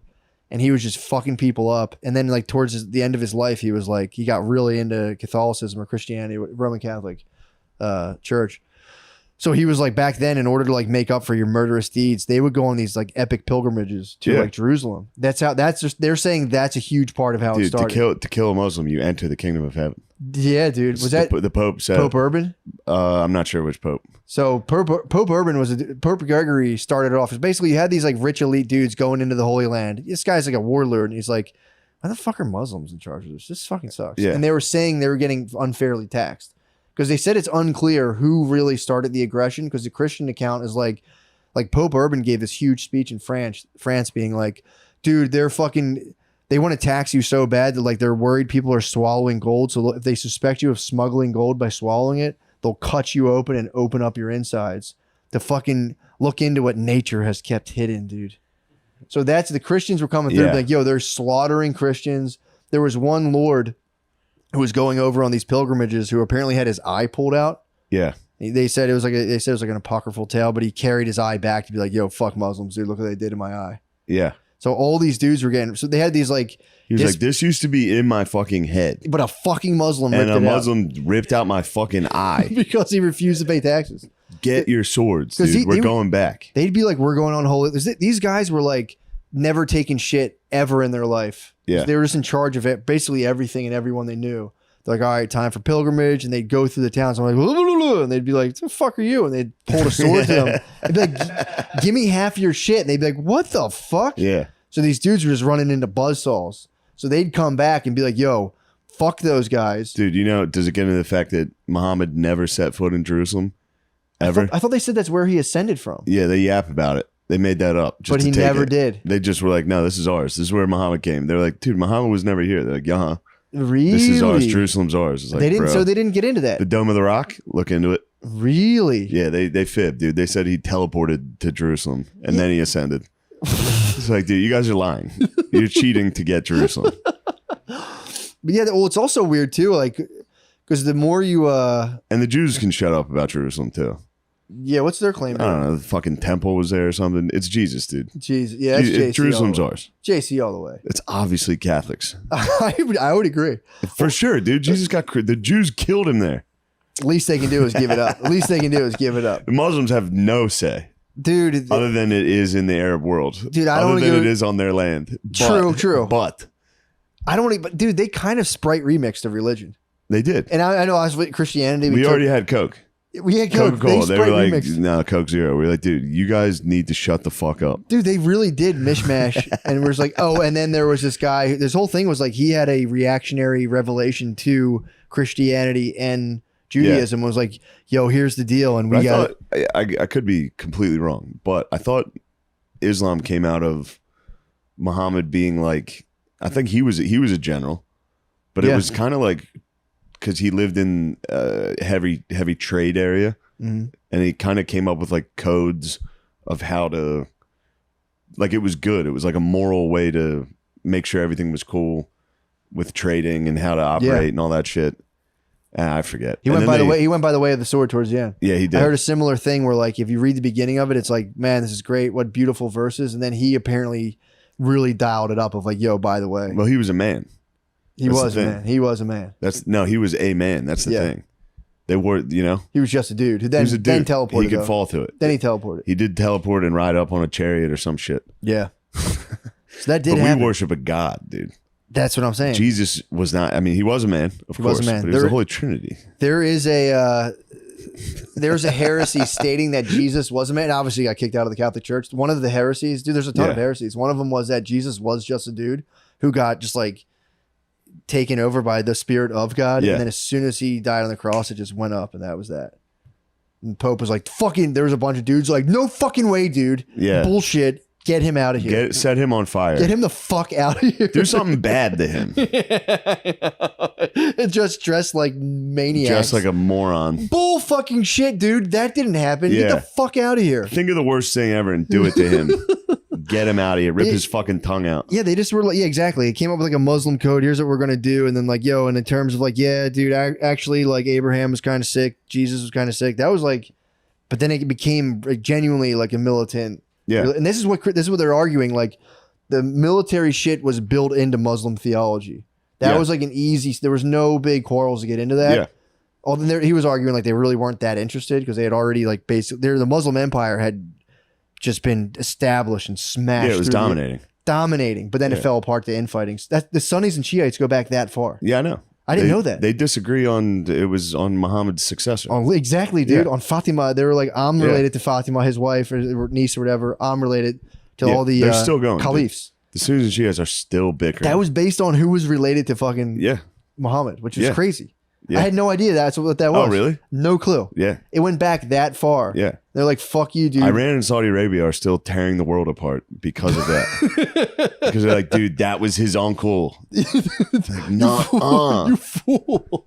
You fucking fool. Well, the funny part was, and this is what I didn't realize. And it's definitely Saudi Arabia and Iran tearing the world apart, not us. We're just, dude, you saw Biden's speech. I saw Biden's speech at the UN. He's across the town, dude. We're a couple miles away from sweet Joe Biden. Yeah, dude. He's giving a nice speech, rousing speech. We're going to cure hunger. It's good to see John Kerry falling asleep during the president's fucking God, Jesus Christ. We're led by the oldest dumbasses. Do you think they make them like Trump dog would have said, wake up. Yeah, he would have said, Sleepy John. Sleepy John Kerry, get up, dude. Wake you up. Fucking flip flopper. You think I forgot you flip flop, John Kerry? I flip flop every day. He would hit the spatula on John Kerry, dude, and fucking flip flop, dude. Flipped him. Wake up, you fucking flapjack. Get up, you pancake. Oh man, I don't know. Again, I don't know if I'm just like a politically apathetic person, but Jesus Christ, is he one of the most unmoving speakers in the world? Yeah, he's tough. At least like Trump will like kind of bother people. At least he like is getting the blood flowing in some way. Trump's like an early open micer. Oh yeah, it's like he can only offend, and he gets reactions, and he's like nice. Biden's just geezed up, dude.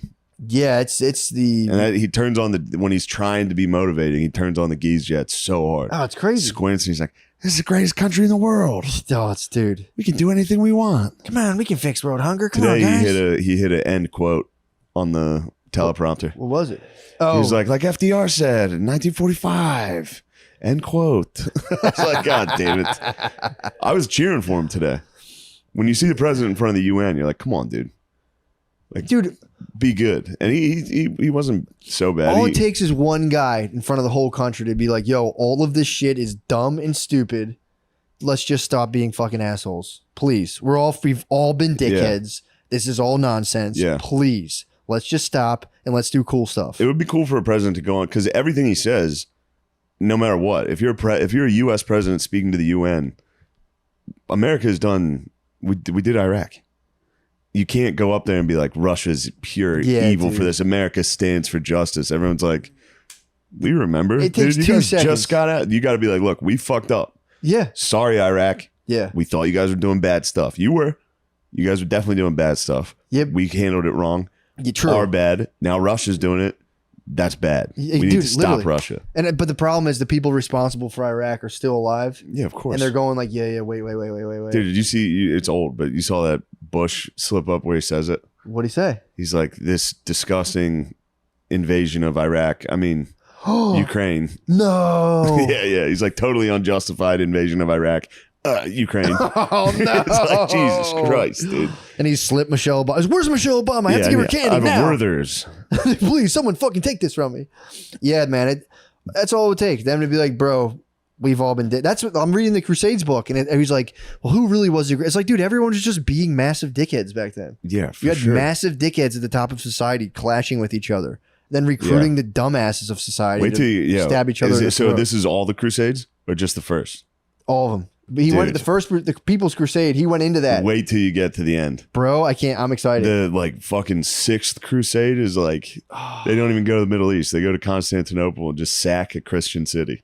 Really? Yeah, they're like fuck this. They talk about the People's Crusade. So just to keep the chronological timeline, they get a couple dukes going up, and then it's going through the papacy. Like the Muslims are they're crushing it. They're set for fucking holy war. It's nothing to get them in a holy war. It's like, yeah, dude, we know it's in our book. Like we'll turn it on if we have to. The popes were apparently obscure and didn't have like authority over all of Christianity. Like the Pope had its own struggle to like be the fucking spiritual general of all the Christians or all the Catholics. So there was a thing saying the Pope really stoked the flames of the Crusades. Then that elevated the papacy to like a power position because people were like kind of like, yo, who the fuck? This guy was like, I'm your boss. And they were like, shut the fuck up. Who? Fuck you. Like there's a guy in Italy. Yeah, dude. And that guy was from France. Pope Urban was from a monastery in France, and he like fucking somehow like religion lorded like Game of Thrones, which is such the darkest and most evil shit in the world. But Pope Gregory was like, yo, we should probably, it's kind of cool if we fuck people up in God's name. And the people were like, what the fuck, dude? Then he died, and Pope Urban was like, yo, that guy was crazy. But for real, guys, these Muslims are out of control. Yeah. And if you want to get all your sins wiped away, just go to pilgrimage and bring swords. Like, if you fuck some guy up and you die, that's cool. You're allowed to do, like, dude, it's mega resolving all your sins if you go there and just chop a dude up. But he was like, but only sins you confess. So there's all these things. But then you get like street guys who would like, it was what was this guy's name? Something the Hermit. It was like this dude was basically Smeagol. He only ate fish and drank wine, and he was revolted. His appearance was revolting. Probably stunk like shit, dude. He was a France. He was a frog as well. Northeastern France. I'm blanking. Frogs are nasty. Something the Hermit, dude. He was wicked, but he assembled 15,000 townspeople just by his riveting speeches, because he was like, so that the Pope would be like, here's the deal, but here's the red tape. And the guy, like the people who commanded people in the street would be like, yo, if you go fuck Muslims up, you're forgiven forever. Yeah. And people were like, he got 15. That was the guy apparently who actually sent 15,000 people to just get slaughtered in the First Crusade. Peter the Hermit. Nice. And 15,000 people, he brought his bros and they all got rocked. He survived. He came back like, oh, fuck. Yeah. But he would come back. But the Mamelukes, who fucked them up? Yeah, I think the Turgeluk. What were the Turks? Yeah. Some shit. Turgeluks or some shit. Yeah. They were nasty. They got taken into the Sunni, I think, fold. The Shiites, I think, were in the south towards North Africa. And I think the Sunnis migrated closer to the west, which I think they then formed like those countries that ended up traditionally like trading more with the west. And the Shiites are like, fuck those guys. Nice. If I'm not mistaken. But yeah, so he brought the bros over, and it was like just you've talked about this before. They both went over. The First Crusade was just dudes wandering and getting fucked up. Yeah. Unanimously just destroyed. But some dudes also just broke off and just started murdering Jewish people. They were like, whoa, God there's Jews. God damn it. Rhineland's Germany, right? Yeah. So there's dudes who broke off in Rhineland and are like, what the fuck? The Jews are like, can we go to heaven for killing these guys? And they're like, yeah, fuck, come on. Yeah, definitely. So they just murder. There's like people who just went and like just murdered the Jews in Germany. Something's in the water over there. Dude, that's what I was saying. Like, Jesus Christ. They had to change. It was like a strip club. They had to change it from Rhineland to Germany. It used to be called Rhineland. They did their first time killing the Jews. Like, dude, we can't call it Rhineland anymore, dude. Yeah. Germany. Like, all right, don't do that again. Yeah, they just broke off and like, Jews. Ah! Yeah, get out of here. Just like the dumbest idiots ever who were just like, yeah, come on, let's go. What did that fucking weird Smeagol guy say? And they're just like, yeah, whoa, fuck. Those guys look weird. I'm excited they for look you different. Because I vaguely remember what happens, but there's like the Children's Crusade. There's like... Yeah, they brought their kids too, apparently. It's nuts. It was 15,000 with like 8,000 soldiers and like 10,000 women and a ton of women and children. Yeah. They just wandered down and got destroyed. The Arabs must be like, what? Who the fuck are these guys? I know. What is being told to them? I know. Why are they walking here? Well, that was the question, because they were like, the Pope Urban was like, we're under threat. Like, this is a real threat. Yeah. And I think the Moors were coming up and they were clashing, but there was no like cohesive threat of Islam, because Islam was fractionated at the time. But the thing is like, yeah, but like these dudes didn't fucking know this. No. They're just hearing word of mouth shit, and they're like, yeah, they're getting Fox News. Yes, dude, they're like, they hate our freedom, dude. Pope Urban literally was like, these guys are doing unthinkable things to children. Yeah. These guys are monsters. They hit them with like World War II propaganda. Yeah, they hate our freedom. Still works. They're doing it right now. Yeah. On the news. Yeah. Russia's fucked up, dude. Russia tortured guys. Yo, Russia's built different. They're hitting us with like, yo, Russia's fucked up, dude. Unspeakable atrocities. Still works, dude. 1,000 years later. Yeah. It's like, wait, they're doing what to who? Those guys are evil. We're good. Let's go get them. Yeah. So that the authors the Moors were sneaking up, dude. They were creeping. He gave credence to that. España, dude. They got. Yep. They were conquering. And there was. Who was it? It was on 9/11. What? Yeah. 9/11, I think it was like Poland or Hungary ended the Muslim invasion into that part of Europe. Yeah. That was pretty tight when I heard about that. Take a look at that. Fact check that, would you? I don't know. Because 9/11 unsuccessful Muslim invasion crusades. It's a date in history. Yeah, the dude so far is pretty fair. At first, I thought he was going to be like, "Yo, fuck the Christians, the Muslims are all good." But he's he's basically being like, there's a lot of different accounts, and there are firsthand Muslim accounts of like, yeah, they were fucking up Christian. I'm sure they were dudes coming through there. I mean, it had to be. Yeah, dude. Like, I mean, they still hold it down like that. They still tax. Yeah. There's under ISIS and shit, they were like, you're either getting killed or you're paying like ridiculous taxes. That's what it was. If you're not a Muslim. So the first invasion, I'm only up to I didn't only got to this, like the start of the second one. First invasion, wildly unsuccessful, although it did, people started being like, yo, that's kind of sick, the crusade. Yeah. So then they had like the nobility, none of the kings got involved during the second one, but all of the nobility, a lot of them were like, they were just like, look, they were opportunistic. These dudes would sell all of their shit. Yeah. They would sell all of their belongings and be like, let's fucking go. And go crusade. And then there was just like a bunch of the French nobility. And dude, you gotta watch Kingdom of Heaven. I can't wait, dude. It's fucking sick. Is that what it's about? Yeah. Fuck. I can't Orlando wait. Bloom, dude? Come on. What? Yeah. But yeah, that's where I'm at right now in the book. The dudes are like, now like the real deals are going down there to be like, all right, the guys with like actual military experience fighting the Muslims are like, we're going down there. And then they talk about all the infighting going on. And dude, the Muslims killed it and then all started grabbing for power. Which it happens to everything. Yeah, of course. But yeah, that's when the Sunnis and Shiites started beefing. It's pretty sick, man. To know more. Every time I learn more about the Sunnis and Shiites, I'm like, yes. Yeah, I always forget too. Yes. I had no idea. I went back. The beef is that far back. Yeah. And then there was one. But it's not, see, back then it wasn't that far back. Because this is 1099 or something was the first crusade. Yeah. Muhammad was what, 500? Oh, no, for sure. I'm talking about now. Oh, yeah, it's like now to then, it's like, God damn, these guys have been fighting for fucking ever. But yeah, there was one of the caliphs, he was called the Mad Caliph. He was like, dude, he apparently was crushing it, like just like sacking tons of cities, and he like got so good at that. Yeah. He just all of a sudden declared himself a god and then started attacking his own people. I was like, that must have been the funniest shit in the world. It's like, what? Dude, stop. God no. Damn it. He thinks he's a god. Completely turned on his whole fucking squad. Yeah. It was like, dude, I'm God. I'm going to fuck literally just everyone up now. And everyone, they probably had to like put him down. But he probably led a battle into his town. Anytime you do that though, and you're like, I'm God, it ends. You're going to be naked in a town square, getting like drugged by people. What'd you find, boy? The Mad Caliph. What's wrong with you? They talked about that in the book. There was a couple like maybe it was December 11th. Spain got fucked up. Spain was getting fucked up, but there were some successful blockades, and that was due to the Muslim infighting. They weren't organized. Let me show you something. Yeah, you'll get it. Fucking get that. Whatever. I probably left you in the toilet because I was taking a shit. But yeah, it's just 9/11 actual Muslim stuff. I thought you were a youngster that could search stuff. I'm trying my hardest. I'm combing through the Turks. You're not even that young anymore. The information superhighway. 25. I know, this is my twilight years. Yeah, you're gonna start getting some elbows in the ribs at the family parties. Like, come on, Sean, come on, you're not a kid anymore, man. Sean, you're not a kid anymore. It's time to stop acting so immature. I feel like I'm pretty mature for my age. You think you're mature? Yeah, you do. Actually, no, I live with my mom and dad's house. That's mature. No, that's mature decision, dude. That's mature. That's a mature decision. Nothing I think in the Arab world, that's totally acceptable. For sure. True. Do you guys sit down and drink tea? No. And then you find your dad's porno? No. It's natural to watch porno. Well, you know they say lended to the militarization of Christianity? What is it? Was taking in the pagan hordes.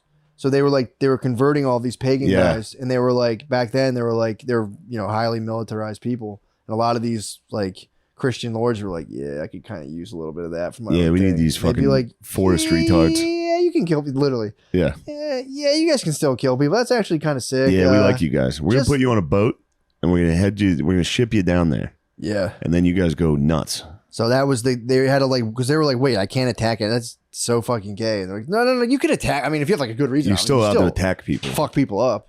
Like, we're not like, we're not against having fun or whatever. Like, we're just doing different stuff. If you lived in the woods and your whole thing was like, dude, we get to attack people. Yeah.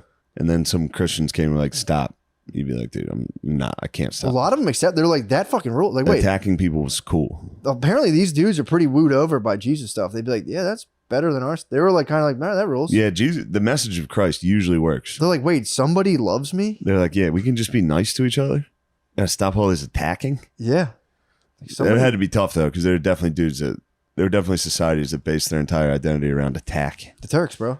Yeah. Turks at first, dude. The Turks, their big thing was they had 2 strategies. Turks have been pretty nasty throughout history. Dude, total encirclement. They would just totally encircle whoever they were fighting. That was their one military formation. Encircle, shoot bows and arrows, and then just fuck them up. Or they were famous for fake retreats. They would fake retreat, let them break formation. Then you like that swarm, that circle with the arrows? Yeah, dude. It's pretty tight. Dude, they could shoot those arrows 300 yards back then. Really? Yeah. That's exciting. So could the English. Or the longbowmen. Longbowmen, 300 fucking yards. Get the British longbowmen out. 300 yards, dude. If you only gamed like I did, you'd know all these things. If you play with the Turks in medieval Total War, you can hit the circle. That's a move you can do. That was their 2 moves. Yeah. If you watched Kingdom of Heaven, you'll see them hit the circle. Really? You'll go, God. So they're all they were ponies, nice. Circles. They were all speed. Yeah. So they had a West Coast fucking offense. It was a West Coast offense. Ponies, speed. And the dumbass Crusaders thought they could wear all their bullshit armor, make it in the desert. They talk about that too. Bro, it's not going to work. They talk about how heavy. They said their broadsword was more of a bludgeoning instrument than like an actual thing to cut people up with. They had a heavy piece of steel that was like kind of like a butter knife that they'd be like, whack! Fucking smack it, dude. Oh fuck. Yeah. What about Barbarossa? When was Barbarossa?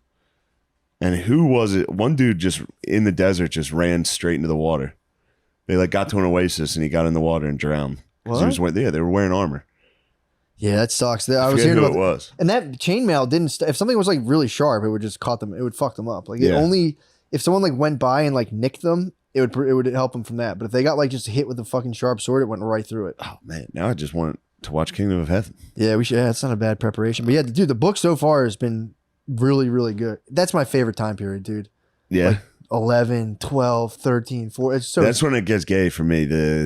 Once you get into like the Renaissance and shit. Well, for sure. But know what's crazy though? It was like, holy fuck, you're telling me between 1400 and 1700, the amount of advancement was blinding. Yeah, it was crazy. Between 14 and 1700 was insane. Yeah. And then think about now. Dude, that's what now is ridiculous. That's what I got tripped up on. I was like, oh my God, that's the exponential curve of like 1400s, 1700s, 21, whatever fucking year it is. I always embarrassingly forget. I've been on 2023 forever. I'm like, I sign everything 2023 and like, bro, it's 2022. Can you fix it? Yeah, I'm there too. I get confused by that. What is it, Sean? They said it was Barbarossa who drowned, and it was Barbarossa. He had such a long journey, and then he ended up just drowning. He wanted a drink, and he got in the water, and he fucking drowned like a dumbass, dude. He's like my dog Jack. My dog Jackson will drown if you put him in water.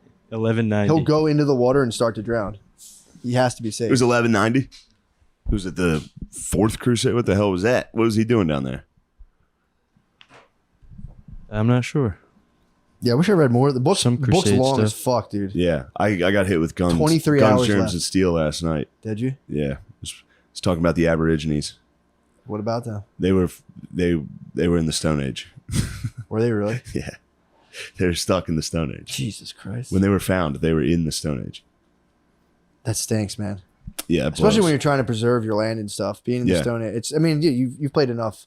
Like what's that one game? Total War. Total War. It's like if I'm in Stone Age and you're in Bronze Age. Oh, you World or Age of Empires. Yeah, Age of Empires. Somebody advances, they hit you with something. You're fucked. You're absolutely fucked. Dude. We got cannons. We're sitting around here with pikemen. Yeah, that's what some say the definition of empire truly is just having an advanced technology. Honey, did you just throw out those gummy bears? Jesus Christ. Guys, can we cut?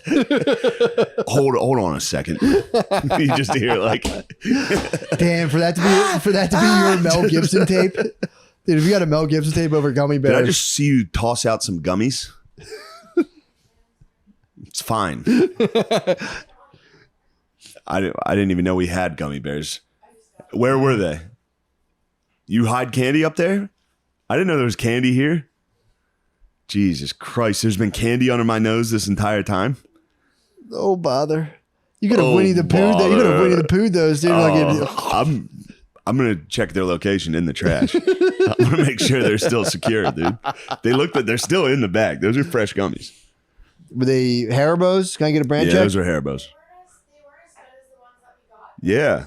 She bought some cash register poor people gummy bears. They're the best. And they're fucking delicious. It was unbelievable. I may know a thing or two about making gummies, dude. Yeah, true. Gummies, that's a craft, dude. Gummy making, I have like a serious respect for gummy smiths. Yeah. It's hard, dude. It's hard fucking work. Making gummy candy. I've seen it. It was scary in there. Bro, you have 2 seconds to get that shit before it locks up. Yeah. Nothing but respect. You had nice gummies. Thank you, bro. Those gummy bears, and they were cute little designs too. Thank you, bro. Those are little tiny bears. Dude, I spent an embarrassingly a lot of time making gummies. I have it down to I had it down to a science. Now obviously I don't, but dude, can I tell you about my dream, bro? Yeah, last night it was the most disturbing shit in the world.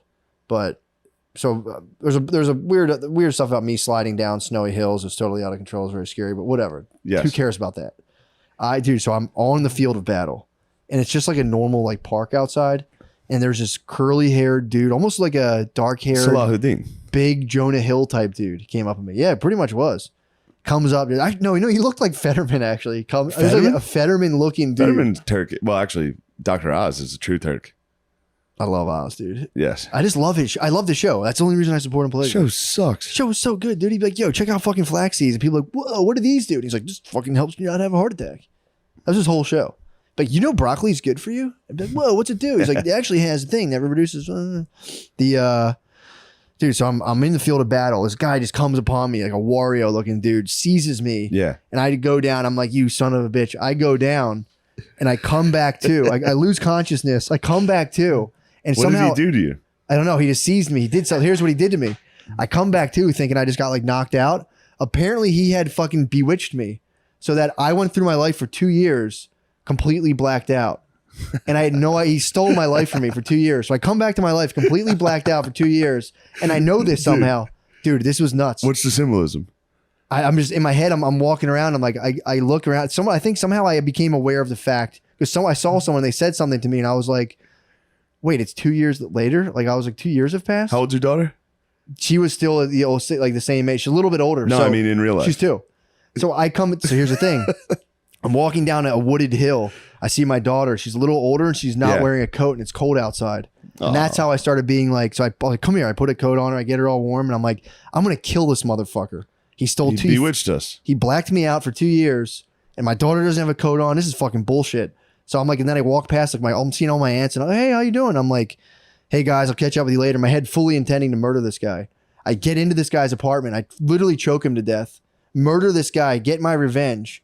And then I'm like, all right. So then I'm like, where's my family? I find my parents and everything. They're in it. There was a museum in Texas and they're like, hey, do you guys know we found it during this 2 year period? They're like, apparently the McCuskers were Texas royalty at a time. And there was a museum dedicated to a wing dedicated to my family. My family's all smoking weed in this museum. What is wrong with you? What are you fucking saying? This is crazy. Dude, I avenged. All right. Texas royalty. Your family's in there blazing pot in a wing in a museum in Texas. Dude, my dad, I was like, what are you guys doing? They're like, Matt, remember we all started smoking weed? I'm like, I don't know this. So I'm like, what do you guys? And my dad's like, I don't really feel good if I smoke weed all day. And I'm like, yeah, you don't have to do that, Dad. But they're all like ripping one hitters at this museum. And I'm like, what the fuck? And I look up at the TV. And at this time, Joe Rogan had become like, dude, hold on. I look up at the TV. Joe Rogan's now, there's a reality show, not the Keeping Up with the Kardashians, but he has his own reality show. Yeah. But he's begrudgingly, he doesn't want to do it. So he's on TV and they're like, what are you doing, Joe? And he's like, I'm grilling steaks. They're like, wow. Hey, can we see your living room? And he's like, no, please. And they're like, come on, man. And they just zero in on his family and they're like uncomfortable. It was the funniest shit. His face like, okay, that's it. Please, come on, man, stop. And everyone's filming his house, and he's going like.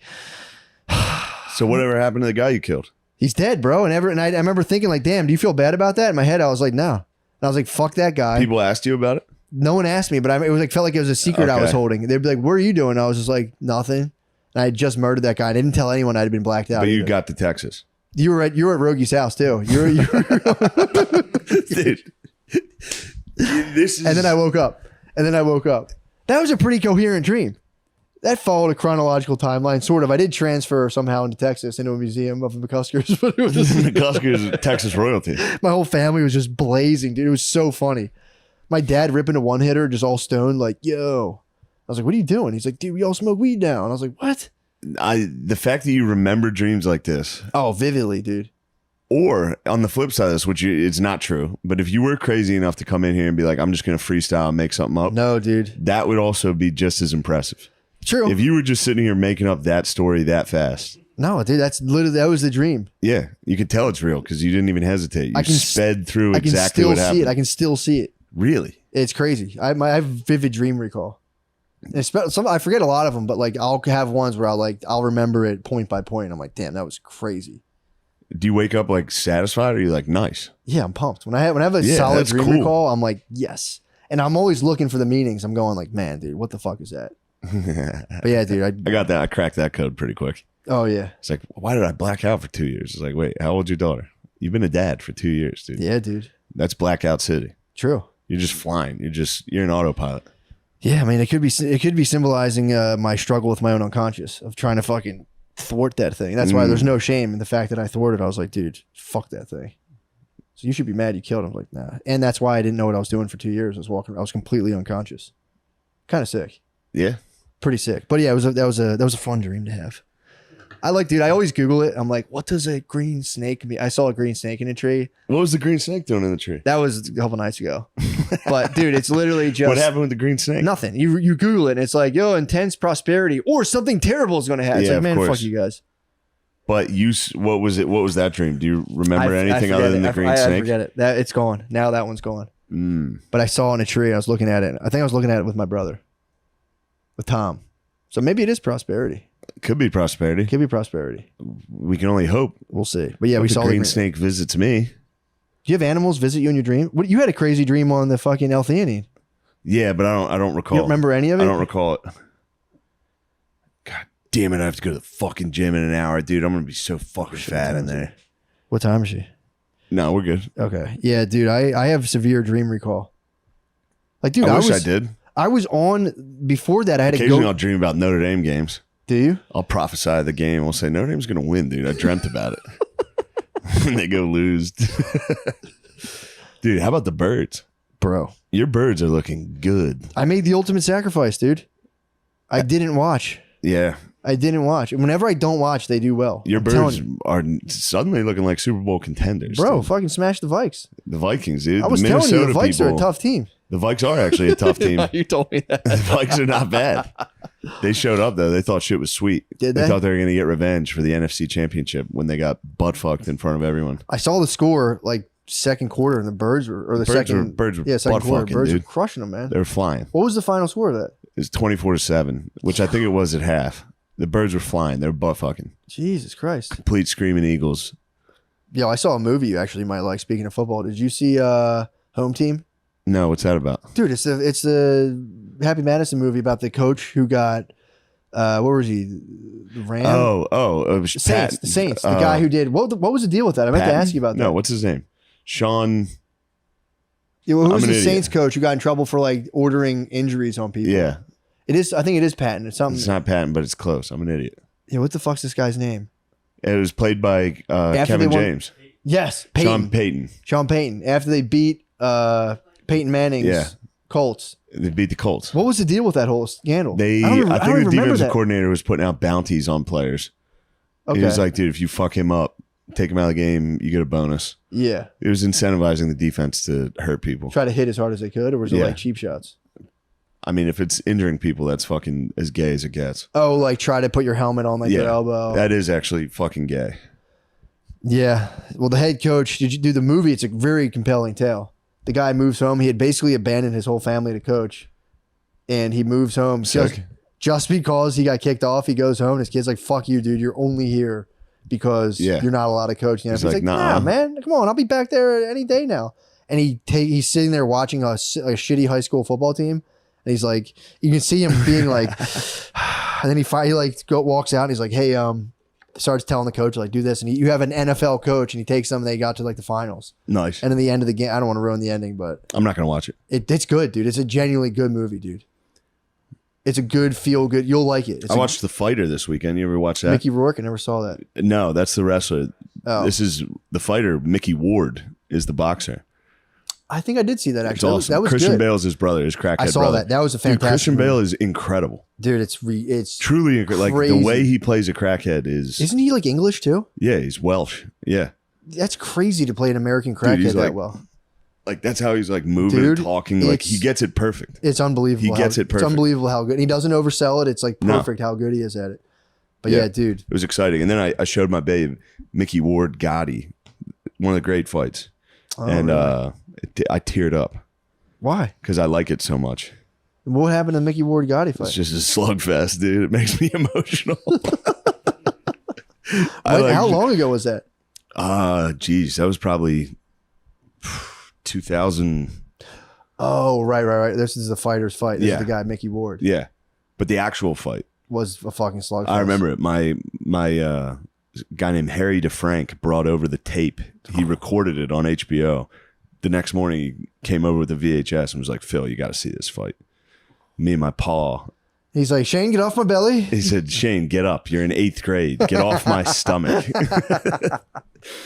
Yeah.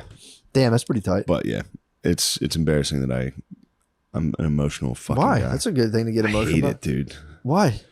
Tearing up. That's because your of subconscious. excitement? That's your subconscious. Because of Mickey Ward standing there. He's saying there, come on, let's fight. Why are you fight? That's your life force. And I go, that's so fucking cool. That's your life force. No, I'm not ashamed of it, honestly. For sure. I get emotional out of things that make me happy. Yeah, there's. You know what I mean? It's rarely sad makes me cry. Happy makes me cry. Does it really? Happy makes me cry. That's kind of nice. Yeah. I get a little bit of both, but yeah. Rarely sad. Yeah, I've been. Manchester by the Sea got me. Yeah. And that was pure sad. Yeah, you know what? What would you classify Everything Everywhere All at Once as? Though? Happy. That was happy? I was very happy. Yeah, that was more sweet. Yeah. There was a part of it. There was kind of a sad part of that, though. But I guess it was like a sweet thing of like a lady. Yeah, I forgot how much that got just me. Taking Holy on shit, the abyss. Oh, my God. Just the fucking rock. Oh, the Kiss Man's coming up for his shit. The rock. Here comes the Kiss Man. Kind of dressed like the bees right now. Turn around. Mac Miller. The bees. How's your neck? Oh, you got an injured neck. He hurt his neck in the Uber. Really not good.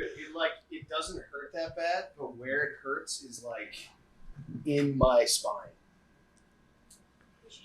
He jumped. He jumped in the back of an Uber XL. Yeah. Broke his. Now he's paralyzed. He was like a fish on the dock. Yes, he's fucking. You were having a good time. I was having a good It was time. party time. I was having a good Did the guy like you jumping around in his car? He actually didn't time. Yeah, Didn't give a fuck at seem all. to care. Yeah. He might be a classic driver. Probably not Stone-faced. his car, right? Don't they like Yeah, rent and cars and just drive Sometimes, yeah. Kiss. Drop one out of your ass and then come back. Can we get audio on the dump? I'll record it with my phone. Thank you. Thank you, Kiss Man. I'll send it to I'm kidding. Thank you. But yeah, dude, I'm telling you, you'll like the home team. That's a feel good. It's a fun I'll movie. give it a shot. It's fun watching the guy I'll sit give there it a shot. and I be like, struggle with football movies. do you really? If the actual football sucks, it gets me angry. Yeah, it's pretty. Or like, I don't know. The way, I don't know. It's a weird thing. Like if they give guys the wrong number, it bothers me. Like if it's not accurate. If they're like wearing like baggy fucking jerseys that are number 78's the wide receiver. No, it's not like fucked up face masks that don't wide make receivers 44. out of era face masks. No, it's not like That that. fires me up. This is good. This is Texas football we're talking about. It better be Texas football. It's Texas football. If I'm watching football, it's Texas football. Texas. This guy goes down. McCusker royalty. McCusker Road. The museum's up, bro. The museum's up. What's going on in the museum? Is it like just pictures? There was of like pictures of family like members? cars and shit. There was like Cars? old cars. I mean, dude, the fucking truck shirt on. It was just like one of those things where it was like distinct. It wasn't like our family. It was like, oh, there was dudes, Just there muscle cars. McCuskers who were like Texas royalty, and here's a museum, and they're all just blazing in the museum. Like, yo, I was like, what the fuck? It's pretty tight. It was crazy. I was a bit ashamed of that part of the dream. I didn't want to come in and talk about that. No, that's awesome. It's a bit grandiose. You drive, the Texas Kings. It was kind of sick, yeah. Do you have any? My Oh yeah, your uncle's down there, right? You have one uncle down there. That's He's Texas royalty. Pretty much Texas royalty, dude. True. Set designer, bro. Set designer for movies, bro. It's Texas royalty. It's Texas royalty. Yep. Enough yeah. said. Enough said. Check out. I'm telling you, man, it's a good. All right, I'll watch Just it. sit with a blankie on at You have to, nighttime. I'm gonna lay down, Blankie on I'm at gonna- nighttime. but you have to watch Kingdom of Heaven, and it's I long. will absolutely watch You're it. gonna no love problem. I'm starting to get time now where I can actually, But it could be watch movies. corny. I could be wrong. Kingdom It's of Heaven. good. His You've wife- never failed me. You've His never wife failed me commits on a movie. suicide, dude. Early. It's sad. It happens. And then this fucking gay ass priest comes and cuts her head off because she's a suicide. What? Yeah. Fuck. Orlando Bloom doesn't take kindly to that. I wouldn't. Yeah. They beheaded his wife. Is this a nobleman? You'll see. Okay, I'm gonna check it out. You'll see.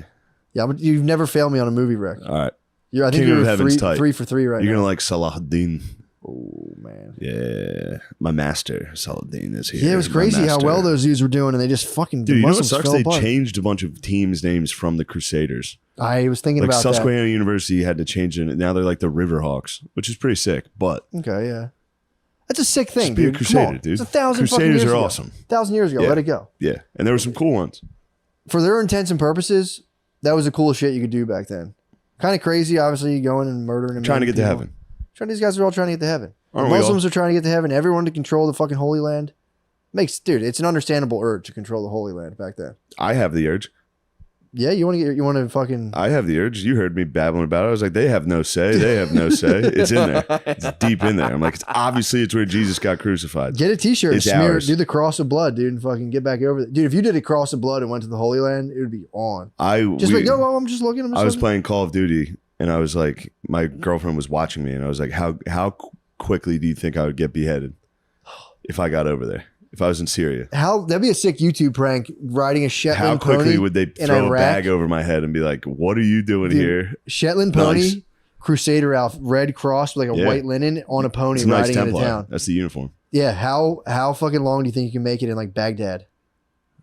I think Baghdad you can chill a little. You think so? Yeah, I think Baghdad's not as bad. If you went Dressed to like like a fucking Crusader on a pony, dude. I mean, yeah, it is a pretty modern city. Crusader on a pony is a Afghanistan. little aggressive. That's what I'm saying, you might get ripped off the pony for sure. There was one part where they were like, You got another shit? You gotta get in line, dude. yeah, Chris is shitting. Dr. Adolf seeing a patient in there. Dr. Adolph's laying down a fat turd. No, Yeah, you can dude. join the podcast. Well, there was like when they were trying to figure out like who really started it. They're like, well, it is We're rumored. talking about the Crusades, Tom. What's a sepulchre? What's a I got sepulchre? shit. What's a sepulchre or whatever? Sepulcher? Yeah, sepulchre. The sepulcher. It's not the. It was a Christian thing. The sepulcher. Was that where they thought the Holy Grail was or something? Or Yeah, that, for some reason I'm thinking it's the that's what I thought. Like the thing, yeah. Holy Sepulcher. What Like the the- hell is the sepulcher? Look up what the sepulcher is. Because they say like that was stored in the Holy Land, and they're like, it's rumored that like the Christians were over there at the sepulcher, and like the Muslims threw rocks at them, and I was like, it probably happened. In my head, I'm like, yeah, That's something it checks out. could just The boys love throwing rocks. yeah, do. dude, it could have been some Muzzie's kids. got hoses too. They do have some arms. Yeah. Thousands of years of working that rig. Yeah. There should be more professional pitchers as Muzzies. Muslims? Yeah. True. You know? There should be generational shifting going Yeah. on at this point. Yeah, but they're not all this. They got a lot. get They're cricket, working though. a lot. Yeah, they're true. working They the play True. cricket. The Pakistani guys, they? they can hurl a. Yeah. Yeah. What was it? What's the sepulcher? Well, the definition is like where you bury it's a tomb of some sort. It's not the ball and a stick that you hold and go for a It's picture. not the incense. It's just a tomb. That makes sense. Yeah, maybe it was Yeah, Jesus's tomb. Yeah, you'd be a French noble, dude. Okay. Dude, imagine being a French nobleman. I'm going to pee in a cup. I'm sorry. I can't even, you know? Okay. Piss in the I backyard. wish I had a pen and paper to write some stuff down. This is really interesting. I know nothing about anything. Well, we're trying. Dude, here's this. I got one for you. Imagine being a French nobleman. You've murdered thousands Go of piss in a people. cup. You've murdered hundreds Holy of Grail. people. You've ran kids over with your horses. Maybe you helped yourself in the village. I don't know. I'm not You gonna might have slight helped you. yourself You might a have little. helped yourself in the village. Terrible stuff. And then you hear like, "Yo, dude, you can erase all of that. Just go see the Holy Land."